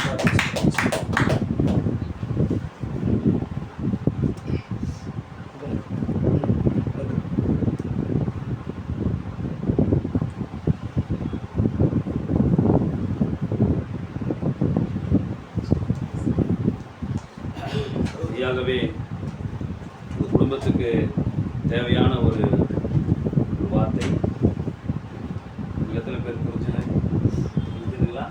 ஹல்லேலூயா. நாங்கள் இந்த வீட்டுக்கு வரும்போது சகோதரர் வசந்தோடைய அண்ணன் நாங்கள் வரும்போது விசாரித்தோம், ஐயா நீங்கள் என்ன பண்ணுறீங்க அப்படின்னு விசாரிக்கும் போது நான் ஹோட்டலில் வேலை செய்கிறேன். சௌகரிகிட்ட கேட்கும்போது நாங்கள் ஒரு டிஃபன் சென்டர் வச்சுருக்கிறோம் அப்படின்னு சொன்னாங்க. உண்மையாகவே அதை கேட்கும்போது ரொம்ப சந்தோஷமாக இருக்குது. ஏன்னா ஒரு காலையில் 2:30-3 மணிக்கு ஏந்துக்கிற சொன்னீங்களே, 2:30-3 மணிக்கு ஏந்துக்கிறது சாதாரண விஷயம் கிடையாது. அது ஏந்துக்கிறவங்களுக்கு தான் தெரியும். நம்மளாம் 6-7 மணிக்கு ஏந்து போயிட்டாலே ஸ்கூலுக்கு பசங்களை எழுப்பினாலே 7 மணிக்கு ஏந்துக்க மாட்டாங்க. 2:30 மணிக்கு எவ்வளோ கஷ்டம், எவ்வளோ பெரிய காரியத்தில் இருக்குது. இந்த குடும்பத்தை எப்படி நடத்தணும், பிள்ளைங்களுக்காக அந்த தாய் படுகிற தகப்பன் படுகிற பிரயாசத்தை பார்க்கும்போது ரொம்ப ஆச்சரியமாக இருக்குது. உண்மையாகவே இந்த கூட்டத்தை ஏற்படுத்திக்கிற சகோதரர் சொன்னது போல், பாஸ்டர் சொன்னது போல் ஏதோ ஒரு நோக்கத்துக்காக நீங்கள் ஏற்படுத்திருக்கீங்க இந்த வீட்டு கூட்டத்தை. ஆனால் பாருங்க, அருமையாக சொன்னார், ஒரு இங்கே வந்துட்டு ஒரு ஆசீர்வாதமான வார்த்தைகளை சொல்லிட்டு அவர் போயிருக்கலாம். நல்ல ஒரு நீங்கள் நல்லா இருப்பீங்க, இன்னும் வீடு வாங்குவீங்க, கார் வாங்குவீங்கன்னு சொல்லிட்டு அவர் போயிருக்கலாம். ஆனால் ஊழியக்காரர் சொல்ல வந்த காரியம் என்னன்னா, நீங்கள் இயேசு கிட்ட வர்றதுக்கு ஏதோ ஒரு எதிர்பார்ப்புக்கு தான் நீங்கள் வரீங்க. உண்மைங்களா? இந்த கூட்டத்தை எதுக்கு வச்சிருக்கீங்க? இயேசு கிட்ட போய் ஏதோ ஒரு நல்லது நடக்கணும், ஏதோ அற்புதம் நடக்கணும், ஏதோ ஒரு வியாதி போகணும், சம்திங் ஏதோ ஒரு விஷயம். இல்லை தொல்லைகளாக இருக்குது, எது பண்ணாலும் ஒரு சக்ஸஸ் ஆக மாட்டேங்குது, எல்லாமே நெகட்டிவாக போகுது, சுற்றி இருக்கிற ஒரு நெகட்டிவ் நெகட்டிவாகவே இருக்குது வீடு சுற்றி, நம்ம ஒரு வளர்ச்சி இல்லை, ஏதோ ஒரு சம்திங். அதுக்காக தான் நம்ம இயேசு கிட்ட ஒரு மீட்டிங் மாரி வைக்கலாம் அப்படின்னு சொல்லி நீங்கள் பிரயாசப்பட்டீங்க. ஆனால் உங்களுடைய நோக்கம் சரியான நோக்கம். ஆனா இயேசு உங்ககிட்ட வரணும்னா நீங்க அவர்கிட்ட போறதுக்கு ஒரு நோக்கம், ஒரு ஏதோ ஒரு காரியத்துக்காக தேவைக்காக நம்ம வரோம் இயேசு கிட்ட. ஆனா அவர் உங்ககிட்ட வரணும்னா பாஸ்டர் சொன்னது போலதான் உங்ககிட்ட இருக்கிற பாவத்தை ஃபர்ஸ்ட் எடுப்பார். ஹல்லேலூயா. இப்ப நம்ம என்ன எதுக்கு இயேசு கிட்ட போனோம்? எதுக்கு இயேசு கிட்ட போறோம்? ஆசீர்வாதத்துக்காகவும் தேவைக்காகவும். சிஸ்டர் கேக்குறீங்களா? பிரச்சனைல இருந்து விடுதலை வர்றதுக்காகவும், இன்னும் குடும்பம் இன்னும் ஆசீர்வாதமா இருக்கிறதுக்காக தான் இயேசு கிட்ட வரோம். ஆனா அவரு உங்ககிட்ட வரணும்னா ஃபர்ஸ்ட் அவர் செய்ய வேண்டிய வேலை என்ன செய்யணும்? ஃபர்ஸ்ட் அவர் நம்ம கிட்ட வரணும்னா, நீங்க கூப்பிடுறீங்க, எனக்கு இதை கொடுங்க ஆண்டவரேன்னு கேக்குறீங்க. சரி மகளே, நான் உனக்கு கொடுக்குறது உங்ககிட்ட வரணும்னா, நான் உங்ககிட்ட வரணும்னா எனக்கு பிடிக்காத ஒண்ணு உங்ககிட்ட இருக்குதுன்னு கேட்பாரு. எனக்கு பிடிக்காத ஒண்ணு உங்ககிட்ட இருக்குது, அவருக்கு பிடிக்காத ஒண்ணு எது சொல்லுங்க. வெரி குட், கரெக்டா பிடிச்சிங்களா? அப்ப அதுதான் பாஸ்டர் சொன்னாரு, இயேசுவை நீங்க கூப்பிட்டுருக்கீங்க வீட்டுக்கு, இயேசுவை வீட்டுக்கு கூப்பிட்டுருக்கீங்க. இப்போ அவரு வந்திருக்கிறாரு, வந்தா உங்களை ஆசீர்வாதிக்கு வந்துக்கிறாருன்னா என்ன ஆசீர்வாதம்னா, ஃபர்ஸ்ட் உங்களை ஃபில்டர் பண்றாரு. ஃபர்ஸ்ட் அதுதான் சொன்னாரு பாருங்க, இயேசு உள்ள வந்தா அவர் ரத்தத்தால முதல்ல கழுவி நம்மளை சுத்திகரிப்பார். அதுதான் சொன்னாரு. இயேசு உங்க வீட்டுக்கு வந்திருக்கிறவர் இயேசு. நீங்க முதல்ல கேட்கறதுக்கு முன்னாடி அவரு ஒண்ணு உங்களுக்கு கொடுக்குறாரு. ஃபர்ஸ்ட் என்ன கொடுக்குறாருன்னா, முதலாவது உன் பாவத்தை நான் கழுவுறேன். ஒரு என்ன சொல்றதுன்னா, வீட்டு வாசல்ல வந்துட்டு காவல் தண்ணி அடிச்சுன்னு இருக்குது. உள்ள வரீங்க, எப்படி முட்டி அளவு தண்ணின்னு வச்சுங்களா, காவல் தண்ணி. உள்ள வரும்போது அப்படியே கூப்பிட்டு வச்சு உட்கார வச்சுருவீங்களா, பெட்ரூம் கூட்டு போயிடுவீங்களா, என்ன பண்ணுவீங்க அவரை, உங்க வீட்டுக்காரர்? ஏன் அப்படியே உள்ள கூப்பிட்டு உட்கார வச்சிடலாம்ல? அப்போ ஒரு வீட்டுக்குள்ள வரணும்னா முதலாவது என்ன பண்ணணும்? அப்போ நம்ம பார்வைக்கே சாக்கடை அது அசுத்தம் தெரியும் போது, அப்ப இயேசு கிறிஸ்துவோட பார்வையில நீ பிறப்பிலேயே பாவம் தான் சொல்ல வந்தார். பாஸ்டர் என்ன சொல்ல வந்தாரு? நீ பிறப்பிலேயே பாவம்பா, நான் முதலாவது உனக்கு ஆசீர்வாதம் கொடுக்கறதுக்கு முன்னாடி நான் முதலாவது உன் பாவத்தை எடுத்து போட்டுறேன். பாவத்தை எடுத்து போட்டா ஆசீர்வாதம் ஆட்டோமேட்டிக்கா உனக்கு வந்துடும். என்ன சொல்றாரு ஆண்டவர்? ஃபர்ஸ்ட் உன்னுடைய சின், உனக்கு உன் மேல இருக்கிற மூதாத்தியர் பாவம், உங்க அப்பா அம்மா செஞ்ச அயோக்கியத்தனம், உங்க தாத்தா பாட்டி செஞ்ச அயோக்கியத்தனம், நான் செஞ்சுன்னு அயோக்கியத்தனம் எல்லாம் நம்மளுக்கு தானே தெரியும். நம்மளுக்கு தானே தெரியும். அப்பா அம்மா செஞ்சு நம்ம கிட்ட சொல்லியிருப்பாரா? தாத்தா பாட்டி செஞ்சு சொல்லியிருப்பாரா? ஆனா அவங்க ஆயா கேட்டா சொல்லுவாங்க, ஐயா நம்ம தாத்தா உண்மையே நல்லவர், ஆனா அவங்க கடவுளாம் படுபாவி, நான் அயோக்கியத்தனம் பண்ணான்னு தெரியுமா அப்படின்வாங்க. ஆனா உங்க அம்மாவும் சொல்ல மாட்டாங்க. எப்பதான் உங்க அம்மா சொல்லுவாங்க, எப்பாவது உங்க அம்மா உங்க அப்பா உங்க அம்மா போட்டு அடிச்சிட்டானா, படுபாவி நீ என்ன அவ்வளவு நல்லவனா, உங்க அப்பா அவ்வளவு கேடு கட்ட வேணுவாங்க. உண்மையிலே இல்லையா? உண்மையெல்லாம் சொல்றது புரியுதுங்களா? எப்போ இந்த மாதிரி சொல்லுவாங்கன்னா, எப்போ அவங்க வீட்டுக்காரி இவங்க அவங்க சண்டை போறாரு அப்பதான், பையா உங்க அப்பா பத்தி தெரியாத மோசமான. காரணம் என்னன்னா, காரணம் என்ன, எதனால இதெல்லாம் வருது? எல்லாருக்குள்ளயும் ஒரு பாவம் இருக்குது, எல்லாருக்குள்ளயும் நெகட்டிவ் இருக்குது. அதை வெளியே சொல்லும் போதுதான் தெரிய வருது. அதே போலதான் இயேசு நம்மளை பார்க்கும்போது நம்மளுடைய எல்லா பாவத்தையும் அவர் பார்க்கிறாரு. பார்த்ததுனால இயேசு நீ என்கிட்ட நீ வரணும்னா, நான் உங்ககிட்ட வரணும்னா சொல்றாரு, நான் உங்ககிட்ட வரணும்னா முதலாவது பாவத்தை எடுத்து போடு. இந்த பரிசுத்த வேதாகமத்துல பாவத்தை எடுத்து போடக்கூடிய ஒரே வசனம் தான் இருக்குது. அப்போஸ்தலர் 2:38. அப்போஸ்தலர் நீங்கள் மனம் திரும்பி இதுக்கு முன்னாடி எந்த தெய்வத்தை ஒண்ணா வணங்கி இருக்கலாம். ஆனாலும் ஏன் இன்னைக்கு இயேசு கிறிஸ்துவை கூப்பிட்டு பிரேயர் வச்சீங்க? எவ்வளவு விக்கிரகங்கள் மாதவ வணங்குற பாஸ்டர் இருக்கிறாங்க, இந்துக்கு எத்தனையோ சபைகள் பாஸ்டர் இருக்கிறாங்க.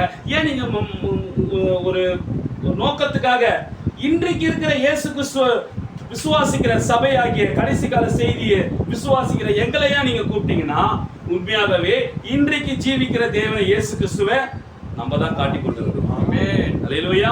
அதனால தான் நீங்க எங்களை கூப்பிட்டீங்க. அப்போ நீங்களை கூப்பிடும் போது இதேதான் பேதுரு, 5 நிமிஷம் எடுத்துக்கிறேன். பேதுரு இயேசுவை குறித்து தெரியாதவர். பேதுரு அவரு ரொம்ப காலங்காலமா ஒரு யெகோவா தேவனை வணங்கி கொண்டு இயேசுவை தான் வணங்கினாரு. ஆனா இயேசுன்னு தெரியாத ஒரு தேவனை வணங்கியிருந்தார். புரியுதுங்களா? இயேசப்பா அவர் பேதுரு வணங்கிந்த கடவுள் தான் மனிதனா பூமிக்கு வந்திருக்கிறார் இயேசுவா. ஆனா பேதுருக்கு அது தெரியாது. பேதுருவே உனக்கு ஐயா எடுத்தா லூக்கா 5ஆம் அதிகாரத்துல தான் எனக்கு ஒரு படகு கொடு, நான் பிரசங்கம் பண்றது எனக்கு ஒரு படகு கொடுன்னு கேட்கிறாரு. அப்போ அவர் சொல்றாரு, எடுத்துங்க நீங்க பிரசங்கம் பண்றது என் படகு எடுத்துங்கன்னு. அப்ப கேட்கிறாரு, போ கொஞ்சம் தள்ளி போ, கடல் உள்ள போன்னு சொல்றாரு இயேசு கிறிஸ்து. போறாரு, யாரே பேதுரு எடுத்துன்னு போறாரு, படகு எடுத்துன்னு போறாரு. அப்ப கேட்கிறாரு, வலைய போடுப்பா அப்படின்றாரு. என்ன போறாரு? வலைய போடுப்பான்ற இயேசு சொல்றாரு. அப்ப சொல்றாரு பேதுரு, நான் எவ்வளவு பெரிய ஜாம்பவான், நான் நைட்டு ஃபுல்லா நான் கண்டு முடிச்சு வலைய போடுறேன், ஒரு மீன் கூட அகப்படல. நான் எவ்வளவு பெரிய ஒரு என் பலத்தை எனக்கு தெரியும், எனக்கு நிறைய நாலேஜ் இது கடலை பத்தி, எங்க மீன் இருக்கும், எங்க இது இருக்கும், அது இருக்கும், அது இருக்கும்னு. ஆனா நின்னு சொல்றது ஒரு கடவுள் தான், இவன் வணங்கி கொண்டிருக்கிற கடவுள் தான் மனிதனா வந்திருக்கிறான்னு யாருக்கு தெரியல? பேதுருக்கு தெரியல. ஆனா ஒரு கடவுள் வணங்கிட்டு இருக்கான், யெகோவா தேவனை வணங்கிட்டு இருக்கான். அந்த யெகோவா தேவன் தான், அந்த பழைய ஏற்பாடின் பிதா தான் இங்க மனுஷனா வந்துக்கிறாருன்றது பேதுருக்கு தெரியல. சரிங்களா? அவனும் அந்த தெய்வத்தை தான் வணங்கினான், நின்று கொண்டிருக்க தெய்வத்தை தான் வணங்கினுக்கிறான். ஆனா நின்று கொண்டிருக்க தெய்வம் தான் அந்த தெய்வம் தெரியல. இப்ப அந்த தெய்வம் சொல்லுது, ஏசப்பா சொல்றாரு வலைய போடுப்பான்றாரு. அப்ப அந்த பேதுரு சொல்றாப்புல, நான் கஷ்டப்பட்டேன் ஒண்ணு இல்ல, ஆனாலும் நீ சொல்றிய உன் வார்த்தையின்படி நான் செய்யறேன். என்ன சொல்றாரு? இதுதான் கீழ்ப்படிதல். ஒரு மீட்டிங்கோ ஒரு கூட்டமோ வைக்கும் போது முதலாவது வார்த்தை வரும்போதே அதை கனம் பண்ணி ஏற்றுக்கணும். அது இந்த பரிசுத்த வேதத்திலிருந்து ஒரு விஷயத்தை எடுத்து காட்டும் போது அது தலை வணங்கி, ஓ வேதம் சொல்லுதா, அந்த வேதத்தை நான் ஏற்றுக்கொள்கிறேன். ஏன்னா இந்த பரிசுத்த வேதாகம் தான் பேதுரு காலத்துல மனிதனா நின்று கொண்டிருந்தது. இந்த வார்த்தை தான் இன்றைக்கு மனிதனா நின்று கொண்டிருந்த வார்த்தை சொல்லுது, பேதுருவை வலைய போடு. அப்போ வலைய போட்டான், மீன் வந்துச்சு. அப்போ உடனே அவன் ஒரு வார்த்தை சொல்றான். ஆசீர்வாதம் வந்த உடனே அவன் சொல்றான், பாவியாக என்னை விட்டு என்ன சொல்றான் பேதுரு, என்ன போயிடுங்கன்றான். 8ஆம் வசனம் வாசிங்களா, லூக்கா 5:8. ஆண்டவரே எனக்கு நீங்க யாருன்னு தெரிஞ்சு போச்சு. என்ன கூப்பிடுறான், ஆண்டவரே நீங்க தான் கடவுள், நீங்க தெரிஞ்சு போச்சு. கடவுள் கிட்ட வர்றதுக்கு பாவம் இல்லாம இருக்கணும். அதனால பாவத்தோட நான் இருக்கிறேன், என்னை விட்டு போயிடுங்கன்றான் பேதுரு. வாசிப்பா. சீமோன் பேதுரு அதை கண்டு இயேசுவின் பாதத்தில் விழுந்து, ஆண்டவரே ஆண்டவரே நான் பாவியான மனுஷன், என்னை விட்டு போயிடு ஆண்டவரே, என்னை விட்டு போயிடுன்றான். அப்ப ஆண்டவர் சொல்றாரு, பாவத்தை மன்னிக்க தானே நான் வந்துக்கிறேன் உங்ககிட்ட, உனக்குள்ள இருக்கிற பாவத்தை எடுத்து போடதான் நான் வந்திருக்கிறேன். என்ன சொல்ற சிஸ்டர், பேதுரு கிட்ட சொல்றாரு, உனக்குள்ள இருக்கிற பாவத்தை எடுத்து போடதான் நான் வந்திருக்கிறேன். அதை இயேசுக்கு செஞ்சாரு. பேதுருக்குள்ள இருக்கிற பாவத்தை எடுத்து போட்டாரு. பேதுரு இயேசுக்கு ரத்தத்தால கழுவப்பட்டான். அதன் பிறகு அவன் இயேசு கிறிஸ்துவோட ஒரு சீஷனா, இயேசு கிறிஸ்துவோட ஊழியக்காரனா அவன் மாறுறான். அதாவது இன்றைக்கு உங்க வீட்டுக்கு இன்னைக்கு இயேசு கிறிஸ்து, ஜீவிக்கிற இயேசு கிறிஸ்து வந்திருக்காருன்னா, முதலாவது உங்கள் பாவத்தை மனம் திரும்பி பாவ மன்னிப்புக்கு என்று இயேசு கிறிஸ்து ரத்தத்தால நாமத்தினால நீங்கள் ஞானஸ்தானம் எடுக்கும் போது உங்கள் பாவங்கள் மன்னிக்கப்படும். நீ பாவம் நிறைய பேர் சொல்லலாம், எவ்வளவு பேரு கொடி சொன்னாங்க, வியாபாரம் பண்றாங்க, எல்லாம் பண்றாங்க, ஆனா பூமியிலே அவங்க அழிஞ்சு போயிடுவாங்க. உண்மை, கோடீஸ்வரன் பாவத்தோட வசதி வாய்ப்போடு இருக்கிறவன் பூமியிலே அழிஞ்சு போயிடுவான். ஆனால் நீங்கள் பாவம் மன்னிக்கப்பட்ட பிறகு நீங்கள் பரலோகத்துக்கு வருகிற வாய்ப்பு இருக்குது. இந்த பூமியில மட்டும் நீங்க கோடீஸ்வரன் கிடையாது, வியாபாரி ஒரு வியாபாரம் பண்ண ஆசீர்வாதம் கிடையாது. உங்கள் பாவம் மன்னிக்கப்பட்டா மறு ஜென்மமாகிய இன்னொரு வாழ்க்கை ஒண்ணு இருக்குது நம்மளுக்கு. அந்த வாழ்க்கைக்கு போகக்கூடிய காரியத்தை பூமியில இருக்கிற இப்போவே, ஆண்டவரே என் பாவத்தை இயேசு கிறிஸ்து நாமத்தினால மன்னிங்க. என்ன சொன்னோம், எப்போ ஜெபம் பண்ணாலும் முதலாவது செய்ய வேண்டியது, இயேசுவே உன்னுடைய வசனத்தின் அடிப்படையிலே அப்போஸ்தலர் 2:32 படி கர்த்தராகிய இயேசு கிறிஸ்துவே என் பாவத்தை மன்னிங்கள் என்று சொல்லுங்க. எப்போ ஜெபம் பண்ணாலும், எப்போ பிரேயர் பண்ணாலும், நீங்க ஞானஸ்தானம் எடுக்கணும்னு நான் சொல்ல, நீங்க முதல்ல அந்த அனுபவத்துக்குள்ள வாங்க. எப்போ ஜெபம் பண்ணாலும், வீட்டை விட்டு போனாலும், நைட்டு படுக்கும் போதும் சரி, ஒரு வியாபாரத்தை தொடங்கும் போதும் சரி, இயேசுவே இந்த வியாபாரத்தை கர்த்தராகிய இயேசு கிறிஸ்துவே ஆசீர்வதின்னு சொல்லிட்டு ஸ்டார்ட் பண்ணுங்க. என்ன சொல்லணும், கர்த்தராகிய இயேசு கிறிஸ்துவே இந்த வியாபாரத்தை நீங்க ஆசீர்வதிங்க. ஏன்னா பேதுரு செஞ்ச இந்த வியாபாரத்துல தான் இயேசு வந்து நின்னாரு. பேதுரு செஞ்ச வியாபாரத்துல தான் இயேசு வந்து நின்னாரு. அந்த வியாபாரத்தை பார்த்துட்டு, உன் பாவத்தை ஃபர்ஸ்ட் நான் மன்னிக்கிறேன், அப்புறம் நான் உன்னை ஆசீர்வதிக்கிறேன். அதே போலதான் நீங்களும் வேலைக்கு போகும்போது சரி, இயேசுவே முதலாவது ஒவ்வொரு நாளும் என் பாவத்தை நீங்க மன்னிங்க ஆண்டவரே. உனக்குள்ள பாவம் போயிடுச்சுன்னு வச்சுங்களேன், ஆட்டோமேட்டிக்கா உனக்குள்ள அவர் வந்துடுவார். அவருக்குள்ள வந்துட்டா நெகட்டிவ் தாட் இருக்காது, பிசாசுடைய ஆளுகை இருக்காது, தவறான சிந்தை இருக்காது, வீட்டுல சலசலப்பு இருக்காது, குடும்பத்துல பிரச்சனைகள், லடாய்கள், தொந்தரவுகள் எதுவுமே இருக்காது. காரணம் என்ன, அவர் உனக்குள்ள வந்துட்டா அவர் உனக்குள்ள இருந்து எல்லாத்தையும் செய்வார். அதுதான் ஊழியக்காரர் அருமையா சொன்னாரு. இந்த வீட்டுக்கு அந்த சமாரிய பாவஸ்திரி சொல்லும் போது, சாப்பாடுக்கு அவ ஆண்டவரை சாப்பாடுக்கு அழைச்சாங்க, ஆனா அவ என்ன பண்றா, சாப்பாடுக்காக அவர் வந்து இல்லடா, என் பாவத்தை மன்னிக்கிறதுக்காக வந்துக்கிறாரு. பாவத்தை மன்னிக்கிற தெய்வம் இயேசு கிறிஸ்து காட்டுறா. இயேசு கிறிஸ்து முதலாவது எல்லாரும் ஆசீர்வாதத்தின் தேவனா பாக்குறாங்க, சுகத்தின் அதிபதியா பாக்குறாங்க. அதெல்லாம் செகண்டரி தான்.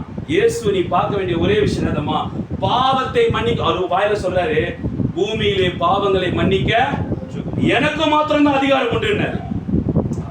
என்ன சொன்னாரு, உன் பாவத்தை மன்னிக்கிறதுக்கு இயேசு என்கிற எனக்கு மாத்திரம் தான் அதிகாரம் இருக்குன்னாரு. அப்போ நீ இயேசு கிட்ட வரணும்னா முதலாவது நீ பாவம் இல்லாத மனிதனா மாறணும், பாவம் இல்லாத மனுஷியா மாறணும். அவர் ரத்தத்தால், இயேசு ரத்தத்தால நாமத்தினால் ஞானஸ்தானம் எடுக்கும் போது நீ மனம் திரும்பணும். இவரே இயேசு கிறிஸ்துவே மெய்யான தேவன். இந்த நாளுக்கு தேவன் வார்த்தையா நம்ம மத்தியில் வந்திருக்கிறார். பரிசுத்த வேதம் தான் இயேசு கிறிஸ்து. இதை நீங்க விசுவாசி தினந்தோறும் வேதத்தை படிங்க. நீங்க வேதத்தை படிக்கும் போது, வசனத்தை படிக்கும் போது பிசாசு வீட்டை விட்டு வெளியே போயிடும். நீங்க இயேசு கிறிஸ்து நாமத்தினால ஜெபிக்கும் போது, நீங்களும் உங்க மனைவியும் மகனும் முழங்கால் பண்ணிட்டு ஜெபிக்கும் போது பிசாசு உங்களுக்கு ஓடி போயிடும். பிசாசு நல்லா தெரியும். இயேசு உங்களை பார்த்துட்டு இருப்பாரு, பிசாசு உங்களை பார்த்துட்டு இருப்பான். அவன் ஆண்டவர் சொல்லுவாரு, என் பிள்ளைங்க நீ சோதிச்சு பாரு, சின்ன பிரச்சனை சோதிக்கிறேன் இரு, சின்ன பிரச்சனை ஸ்டார்ட் பண்றேன் இருன்னு அவன் பிசாசு சொல்லுவான். ஆண்டவர் சொல்லுவார், நீ எவ்வளவு பெரிய பிரச்சனை வந்தாலும் என் பிள்ளைங்க ஸ்ட்ராங்கா இருக்குன்னு ஆண்டவர் சொல்லுவார். நீ எவ்வளவு குழப்பத்தை ஒண்ணு கொண்டு வா, மூணாவது மனுஷன் மூலியமா கொண்டு வா, பக்கத்து வீட்டுக்காரன் மூலியமா கொண்டு வா, எதிர் வீட்டுக்காரன் மூலியமா கொண்டு வா, வேலை ஸ்தலத்துல இருந்து கொண்டு வா, பக்கத்து கடைக்காரன் மூலியமா கொண்டு வா, யாரு கொண்டு வந்தாலும் என் பிள்ளைங்களுக்கு தெரியும், என் பிள்ளைங்களுக்கு தெரியும் ஏசப்பா எப்படிப்பட்டவர்னு. எது சரி எது தவறு கரெக்டா கண்டுபிடிக்கிறவர் ஏசப்பா. இல்லையா? இந்த வீட்டு கூட்டத்திலே நீங்க இயேசு கிறிஸ்துவை கொண்டு வந்திருக்கிறீர்கள். முதலாவது உங்கள் பாவ மன்னிப்புக்காக முழங்கால் படிக்கிட்டு நாம் ஆராதனை முடிக்கலாம். ஸ்தோத்திரிக்கிறோம் ஆண்டவரே, ஸ்தோத்திரிக்கிறோம் கர்த்தாவே. சகோதர சகோதரிகள் முழங்கால் படிக்கிடுங்க. நான் உங்களுக்காக ஜெபிக்கிறேன். என் ஜெபத்தோடு நீங்க ஃபாலோ பண்ணுங்க. ஸ்தோத்திரிக்கிறோம், ஸ்தோத்திரிக்கிறோம். கண்களை திறக்காதீங்க. ஹல்லேலூயா, ஹல்லேலூயா, ஹல்லேலூயா. ஸ்தோத்திரிக்கிறோம் ஆண்டவரே, எங்கள் கர்த்தராகிய இயேசு கிறிஸ்துவே. ஆண்டவரே கர்த்தாவே, எல்லா ஞான சகோதரருக்காக ஜெபிக்கிறோம். வின்சென்ட் ஜானகி. ஸ்தோத்திரிக்கிறோம் அப்பா. விலையேற பெற்ற அருமையான சகோதரர் வின்சென்ட் ஜானகிக்காக நாங்க ஜெபிக்கிறோம். வில்சன் சகோதரனுக்காக நாங்கள் ஜெபிக்கிறோம் அப்பா. ஓ மெய்யாகவே இந்த நாளுக்குரிய தீர்க்கதரிசியை விசுவாசிக்கிற எங்களையும், இந்த நாளுக்குரிய இயேசு கிறிஸ்து ஆண்டவரே மாம்சத்தில் வெளிப்படவாட்டிக்குள்ளாக வெளிப்பட்டிருக்கிற விசுவாசிக்கிற கூட்டமாக எங்களை அழைத்து ஆண்டவரே, ஆண்டவரை ஜீவிக்கிற தேவன் யார் என்பதை காண்பிக்கும்படியாக இந்த சகோதரர் வில்சன் ஆண்டவரும் ஜானகியும் அவருடைய மகனும் இந்த வீட்டுக்கு ஒரு அழைப்பை கொடுத்திருக்கிறார்கள் அப்பா. முதலாவது வீட்டுக்கு நீ உள்ளே வரும்போது முதலாவது சமாதானத்தை நீ சொல்லுங்கள் என்று சொன்னீரே. கர்த்தராகிய இயேசு கிறிஸ்துவின் நாமத்தினால இந்த குடும்பத்திற்கு சமாதானத்தை சொல்லுகிறோம் ஆண்டவரே. யெகோவா ஷாலோம், சமாதானத்தின் கர்த்தர் இந்த குடும்பத்தில் இருக்கட்டும் அப்பா. இந்த வீட்டில் என்ன காரியம் இருக்கிறது எனக்கு தெரியாது, ஆனால் A to Z பிசாசு வைத்திருக்கிற எல்லா சூழ்ச்சிகளையும் தந்திரங்களையும் வானமண்டல பொல்லாத சேனைகளும் எல்லாம் அநேக பிசாசுகள் இருந்தாலும் ஆனால் இயேசு கிறிஸ்து என்ற ஒருவருக்கு முன்பாக எதுவுமே நிற்காது ஆண்டவரே. இவர்கள் இயேசு கிறிஸ்து என்ற மகத்தான ஒருவரை, கர்த்தராகிய இயேசு கிறிஸ்து என்ற இன்றைக்கு எங்கள் தீர்க்கதரிசி மூலமாய் வெளிப்பட்ட வார்த்தையாகிய மேசியாவை, கர்த்தராகிய இயேசு கிறிஸ்துவை இவர்கள் சரியாகும்படி அடையாளம் கண்டு கொண்டு அவரை இந்த வீட்டுக்கு அழைத்திருக்கிறார்கள். மணவாட்டிகளை அழைத்திருக்கிறார்கள். மணவாட்டிக்குள்ளாக கிறிஸ்து வந்திருக்கிறார். உண்மையாகவே அதை விசுவாசிக்கும் போது மகத்தான ஆசீர்வாதம் பெற்றுக் கொள்ளட்டும். இந்த வீட்டில் இருக்கிற தரித்திரங்கள் ஓடி போனதுக்காக நன்றி ஆண்டவரே. ஓ கர்த்தராகிய இயேசு கிறிஸ்து வீட்டில் இருக்கிற ஆண்டவரே கெட்ட சிந்தனைகள் ஓடி போனதுக்காக இயேசு கிறிஸ்து நாமத்தை நன்றி செலுத்துகிறோம் ஆண்டவரே. இந்த வீட்டில் இருக்கிற குழப்பத்து நாவிகள் இந்த வீட்டை விட்டு இயேசு கிறிஸ்து நாமத்தில் ஓடி போனதுக்காக ஸ்தோத்திரிக்கிறோம் அப்பா. இந்த வீட்டில் இருக்கிற ஆண்டவரே கர்த்தா வறுமையை கொண்டு வருகிற ஆவிகளையும் கலகத்தில் கொண்டு வருகிற ஆவிகளையும் ஆண்டவரே கர்த்தாவே எந்த ஒரு நயவார்த்தைகளை கொண்டு வருகிற ஆவிகளையும் ஆண்டவரே கர்த்தாவே ஸ்தோத்திரிக்கிறோம் அப்பா. எல்லாம் இயேசு கிறிஸ்து நீங்கி போகட்டும் ஆண்டவரே. சந்தேகத்தின் ஆவிகளை கர்த்தராகிய இயேசு கிறிஸ்து இந்த வீட்டை விட்டு வெளியே போகட்டும் ஆண்டவரே. இந்த குடும்பத்தை விட்டு இயேசு கிறிஸ்து நாமத்தில் ஆண்டவரே இந்த பிரச்சனைகள் எல்லாவற்றையும் இயேசு கிறிஸ்து சபித்து போடுகிறோம் ஆண்டவரே. எங்கள் சகோதரர் கையிட்டு செய்யும் வேலையும் எங்கள் சகோதரி செய்கிற அந்த கர்த்தா டிஃபன் சென்டரையும் கர்த்தா இயேசு கிறிஸ்து நாமத்தில் நீர் ஆசீர்வதியும். உம்முடைய வார்த்தையின்படி ஆகட்டும் ஆண்டவரே. இவர்கள் முதலாவது மெய்யான தேவனாகிய கர்த்தா இயேசு கிறிஸ்து இந்த நாளில் வார்த்தையாக வந்திருக்கிறார். இந்த கடைசி காலத்திலே எங்கள் தீர்க்கதரிசி மூலமாக வெளிப்பட்டிருக்கிறார் என்பதை வில்லியம் பிரணாம் மூலமாக ஆண்டவர் வார்த்தையாக தேவன் வெளிப்பட்டிருக்கிறார் என்ற விசுவாசத்தை இவர்கள் அறிந்து கொள்ளட்டும். மகத்தான சூரிய வெளிச்சம் இந்த குடும்பத்தின் மீது இந்த நாளை பட்டு கொண்டிருக்கிறது ஆண்டவரே. ஆண்டவரே பட்டு விட்டது அப்பா. இந்த கர்த்தாவே இந்த விதைகள் முளைக்கட்டும் அப்பா. இயேசு கிறிஸ்து நாமத்தினால இவங்க பாவங்கள் மன்னிக்கப்படட்டும். சகோதரர் செய்கிற குறைகள் குற்றங்கள், மூதாட்டியருடைய பாவங்கள், சகோதரனுடைய பாவங்கள், அவர் செய்த கர்த்தாவே அவருடைய தாய் தகப்பனுடைய பாவங்கள், அவரால் சிந்தையில் கொண்டு வந்த பாவங்கள், சரீரத்தில் செய்த பாவங்கள், வில்சன் கர்த்தராகிய இயேசு கிறிஸ்து இந்த பாவத்தை மன்னியும் ஆண்டவரே. சகோதரி ஜானகி கர்த்தராகிய இயேசு கிறிஸ்து நாமத்தினால இவர்கள் மூதாதையர் செய்த பாவத்தையும், இவர் தாய் தகப்பனார் செய்த பாவத்தையும், இவர் செய்த பாவத்தையும், அக்கிரமங்களையும், அநியாயங்களையும், எல்லா காரியங்களையும் கர்த்தராகிய இயேசு கிறிஸ்து நாமத்தில் மன்னிக்கும்படியாக ஒப்புக்கொடுக்கிறோம். வீட்டில் இருக்கிற சிறு பிள்ளை கர்த்தராகிய இயேசு கிறிஸ்து நாமத்தில் கரங்களை ஒப்புக்கொடுக்கிறோம். பாவம் இல்லாத அந்த பிள்ளை பரிசுத்தப்படுத்தும்படியாக ஒப்புக்கொடுக்கிறோம். நல்ல ஞானத்தை தாங்க, தேவனை தேடுகிற தேவ பக்தியை தாங்க அந்த சிறு பிள்ளைக்கு. ஆண்டவரே கர்த்தாவே மனித தேவலும் கர்த்தாவே தேவ ஞானத்திலும் மனித தேவலும் இந்த சிறு பிள்ளை அதிகமாக விருத்தி அடைய உதவி செய்யுங்க. அருமையான குடும்பத்தை கர்த்தராகிய இயேசு கிறிஸ்து நாமத்தில் வாழ்த்தி ஆசீர்வதிக்கிறோம் ஆண்டவரே. தேவன் தாம் இந்த குடும்பத்தோடு இருக்கட்டும் அப்பா. இவர்கள் சீக்கிரத்தில் இந்த நாளுக்குரிய தீர்க்கதரிசியும் நாளுக்குரிய சத்தியத்தையும் விசுவாசித்து அப்போஸ்தலர் 2:30 படி இயேசு கிறிஸ்துவே மெய்யான இயேசு கிறிஸ்து ஒருவரே மெய்யான தேவன். எந்த ஒரு விக்கிரகமும் தெய்வம் அல்ல, எந்த வித சிலைகளும் தெய்வம் அல்ல. வார்த்தையே தெய்வமாக இருக்கிறார், வார்த்தையே இயேசு கிறிஸ்துவா இருக்கிறார் என்ற விசுவாசத்தை இந்த குடும்பம் பெற்றுக்கொள்ளட்டும் அப்பா. ஆண்டவர் இயேசு கிறிஸ்து அழைத்திருக்கிறார்கள். பாவத்தை குறித்து எங்கள் மேய்ப்பர் பேசுனது போல இவர்கள் பாவம் இல்லாத ஒரு குடும்பமாக, பாவம் இல்லாத ஒரு சந்ததியாக இந்த குடும்பமானது ஜொலிக்க, பாவத்தை எடுத்து போட்ட பிறகு ஆசீர்வாதம் ஆட்டோமேட்டிக்கா வரும் என்று எங்கள் தீர்க்கதரிசி சொன்ன வண்ணமாய் கர்த்தராகிய இயேசு கிறிஸ்து நாமத்தில் அந்த குடும்பத்தை நான் வாழ்த்தி ஆசீர்வதிக்கிறோம். சீக்கிரத்தில் இயேசு கிறிஸ்து ஒருவரே மெய்யான தேவன். இந்த நாளுக்குரிய தீர்க்கதரிசி வில்லியம் மரிய பிரணாம் என்பதையும் ஆண்டவரே இந்த நாளுக்குரிய பாவத்துக்கு உண்டான அப்போஸ்தலர் 2:30 படி இயேசு கிறிஸ்து நாமத்தினால பாவ மன்னிப்பு உண்டாக வேண்டும். அந்த படியான ஞானஸ்நானத்தை எடுக்கும் போது பரிசுத்த ஆவி வரும் என்பதை, பரிசுத்த ஆவி வரும் என்பதை குடும்பம் அறிந்து கொள்ள இப்ப விதைத்திருக்கிறோம். தேவன் தாமே விலையை செய்யட்டும். அதை இதுக்காக பிரயாசம் எடுத்த பாஸ்டர் பாலுக்காகவும் சகோதரர் கர்த்தாவே அவருடைய சகோதரன் ஆண்டவரே எங்களுடைய வசந்த் பாத்திமா குடும்பத்துக்காகவும் வந்த ஒவ்வொரு சகோதரருக்காகவும் எங்கள் இந்த வார்த்தைகளை கொடுத்த பாஸ்டர் ஏல் டேனியலுக்காகவும் சீதா சகோதரருக்காகவும் ஆமோஸ் சகோதரருக்காகவும் கர்த்தராகிய இயேசு கிறிஸ்து நாமத்தில் அந்த வாலிப சகோதரரும் இருந்தார்கள். அந்த வீட்டில் இருக்கிற மிருக ஜீவத்தையும் கர்த்தராகிய இயேசு கிறிஸ்து நாமத்தில் ஒவ்வொருவரையும் ஒப்புக் கொடுக்கிறோம். இந்த குடும்பத்தை ஆசீர்வதிங்க. எங்கள் சகோதரி கையிட்டு செய்ய வேண்டிய ஆசீர்வதிங்க. அந்த டிஃபென்ஸ் சைடுக்கு விரோதமாக எழும்புகிற எல்லாத வன்கண் பொறாமை பொல்லாத கிரியைகளை, பொல்லாத ஆவிகளை இயேசு கிறிஸ்து நாமத்தில் முறியடிக்கிறோம். அந்த சகோதரியுடைய கையின் பிரயாசத்தை ஆசீர்வதிமா. எங்க சகோதரர் கையிட்டு செய்ய வேண்டிய ஆசீர்வதிங்க. அந்த ஹோட்டலிலே அவர் செய்கிற அந்த வேலைக்கு கலகம் உண்டு பண்ணுகிற, அரசியல் செய்கிற எல்லா சூழ்ச்சிகளையும் கர்த்தராகிய இயேசு கிறிஸ்து முறியடிக்கிறோம். சந்தேகத்தின் ஆவிகளை இயேசு கிறிஸ்து வெளியே போகட்டும். ஆண்டவரே குழப்பத்தை உண்டு பண்ணுகிற ஆவிகளை இயேசு கிறிஸ்து வெளியே போகட்டும். ஆண்டவரே பண ஆசீர்வாதத்தை தடுக்கிற ஆவிகளை இயேசு கிறிஸ்து வெளியே போகட்டும். சிறுபிள்ளைக்கு படிப்பை வராமல் தடுக்கிற ஆவி இயேசு கிறிஸ்து வெளியே போகட்டும். கணவன் மனைவிக்குள்ள ஐக்கியத்தை கொண்டு வராதபடிக்கு தடுக்கிற ஆவிகளை கர்த்தராகிய இயேசு கிறிஸ்து வெளியே போகட்டும். எல்லா ஆவிகளும் வெளியே போகட்டும். இயேசு கிறிஸ்துவுடைய பரிசுத்த ஆவி இங்கே கிரியை செய்யட்டும். இயேசு கிறிஸ்துவுடைய பரிசுத்த ஆவி இங்கே கிரியை செய்யட்டும் அப்பா. எங்களை ஒப்புக் கொடுக்கிறோம். இந்த குடும்பத்தை ஒப்புக் கொடுக்கிறோம். இவர்கள் அனைவரையும் பரிசுத்த ரத்தமாகிய கர்த்தராகிய இயேசு கிறிஸ்து ரத்தத்தால கழுவி சுத்திகரிக்கும்படியா ஒப்புக் கொடுக்கிறோம். ஆண்டவரே ஒரு சாட்சி உள்ள வாழ்க்கையை வாழட்டும். இந்த நாளுக்கு இயேசு கிறிஸ்துவுடைய பிள்ளைகளாக இவர்கள் சாட்சி உள்ள வாழ்க்கையை வாழட்டும். இவர்கள் குற்றங்கள் பாவங்களை மன்னித்ததுக்காக நன்றி சொல்லுகிறோம். கர்த்தராகிய இயேசு கிறிஸ்து நாமத்தில் ஒவ்வொருவரையும் ஒப்புக் கொடுத்து ஜெபிக்கிறேன். ஆமென். இயேசு கிறிஸ்து மாறாதவர்,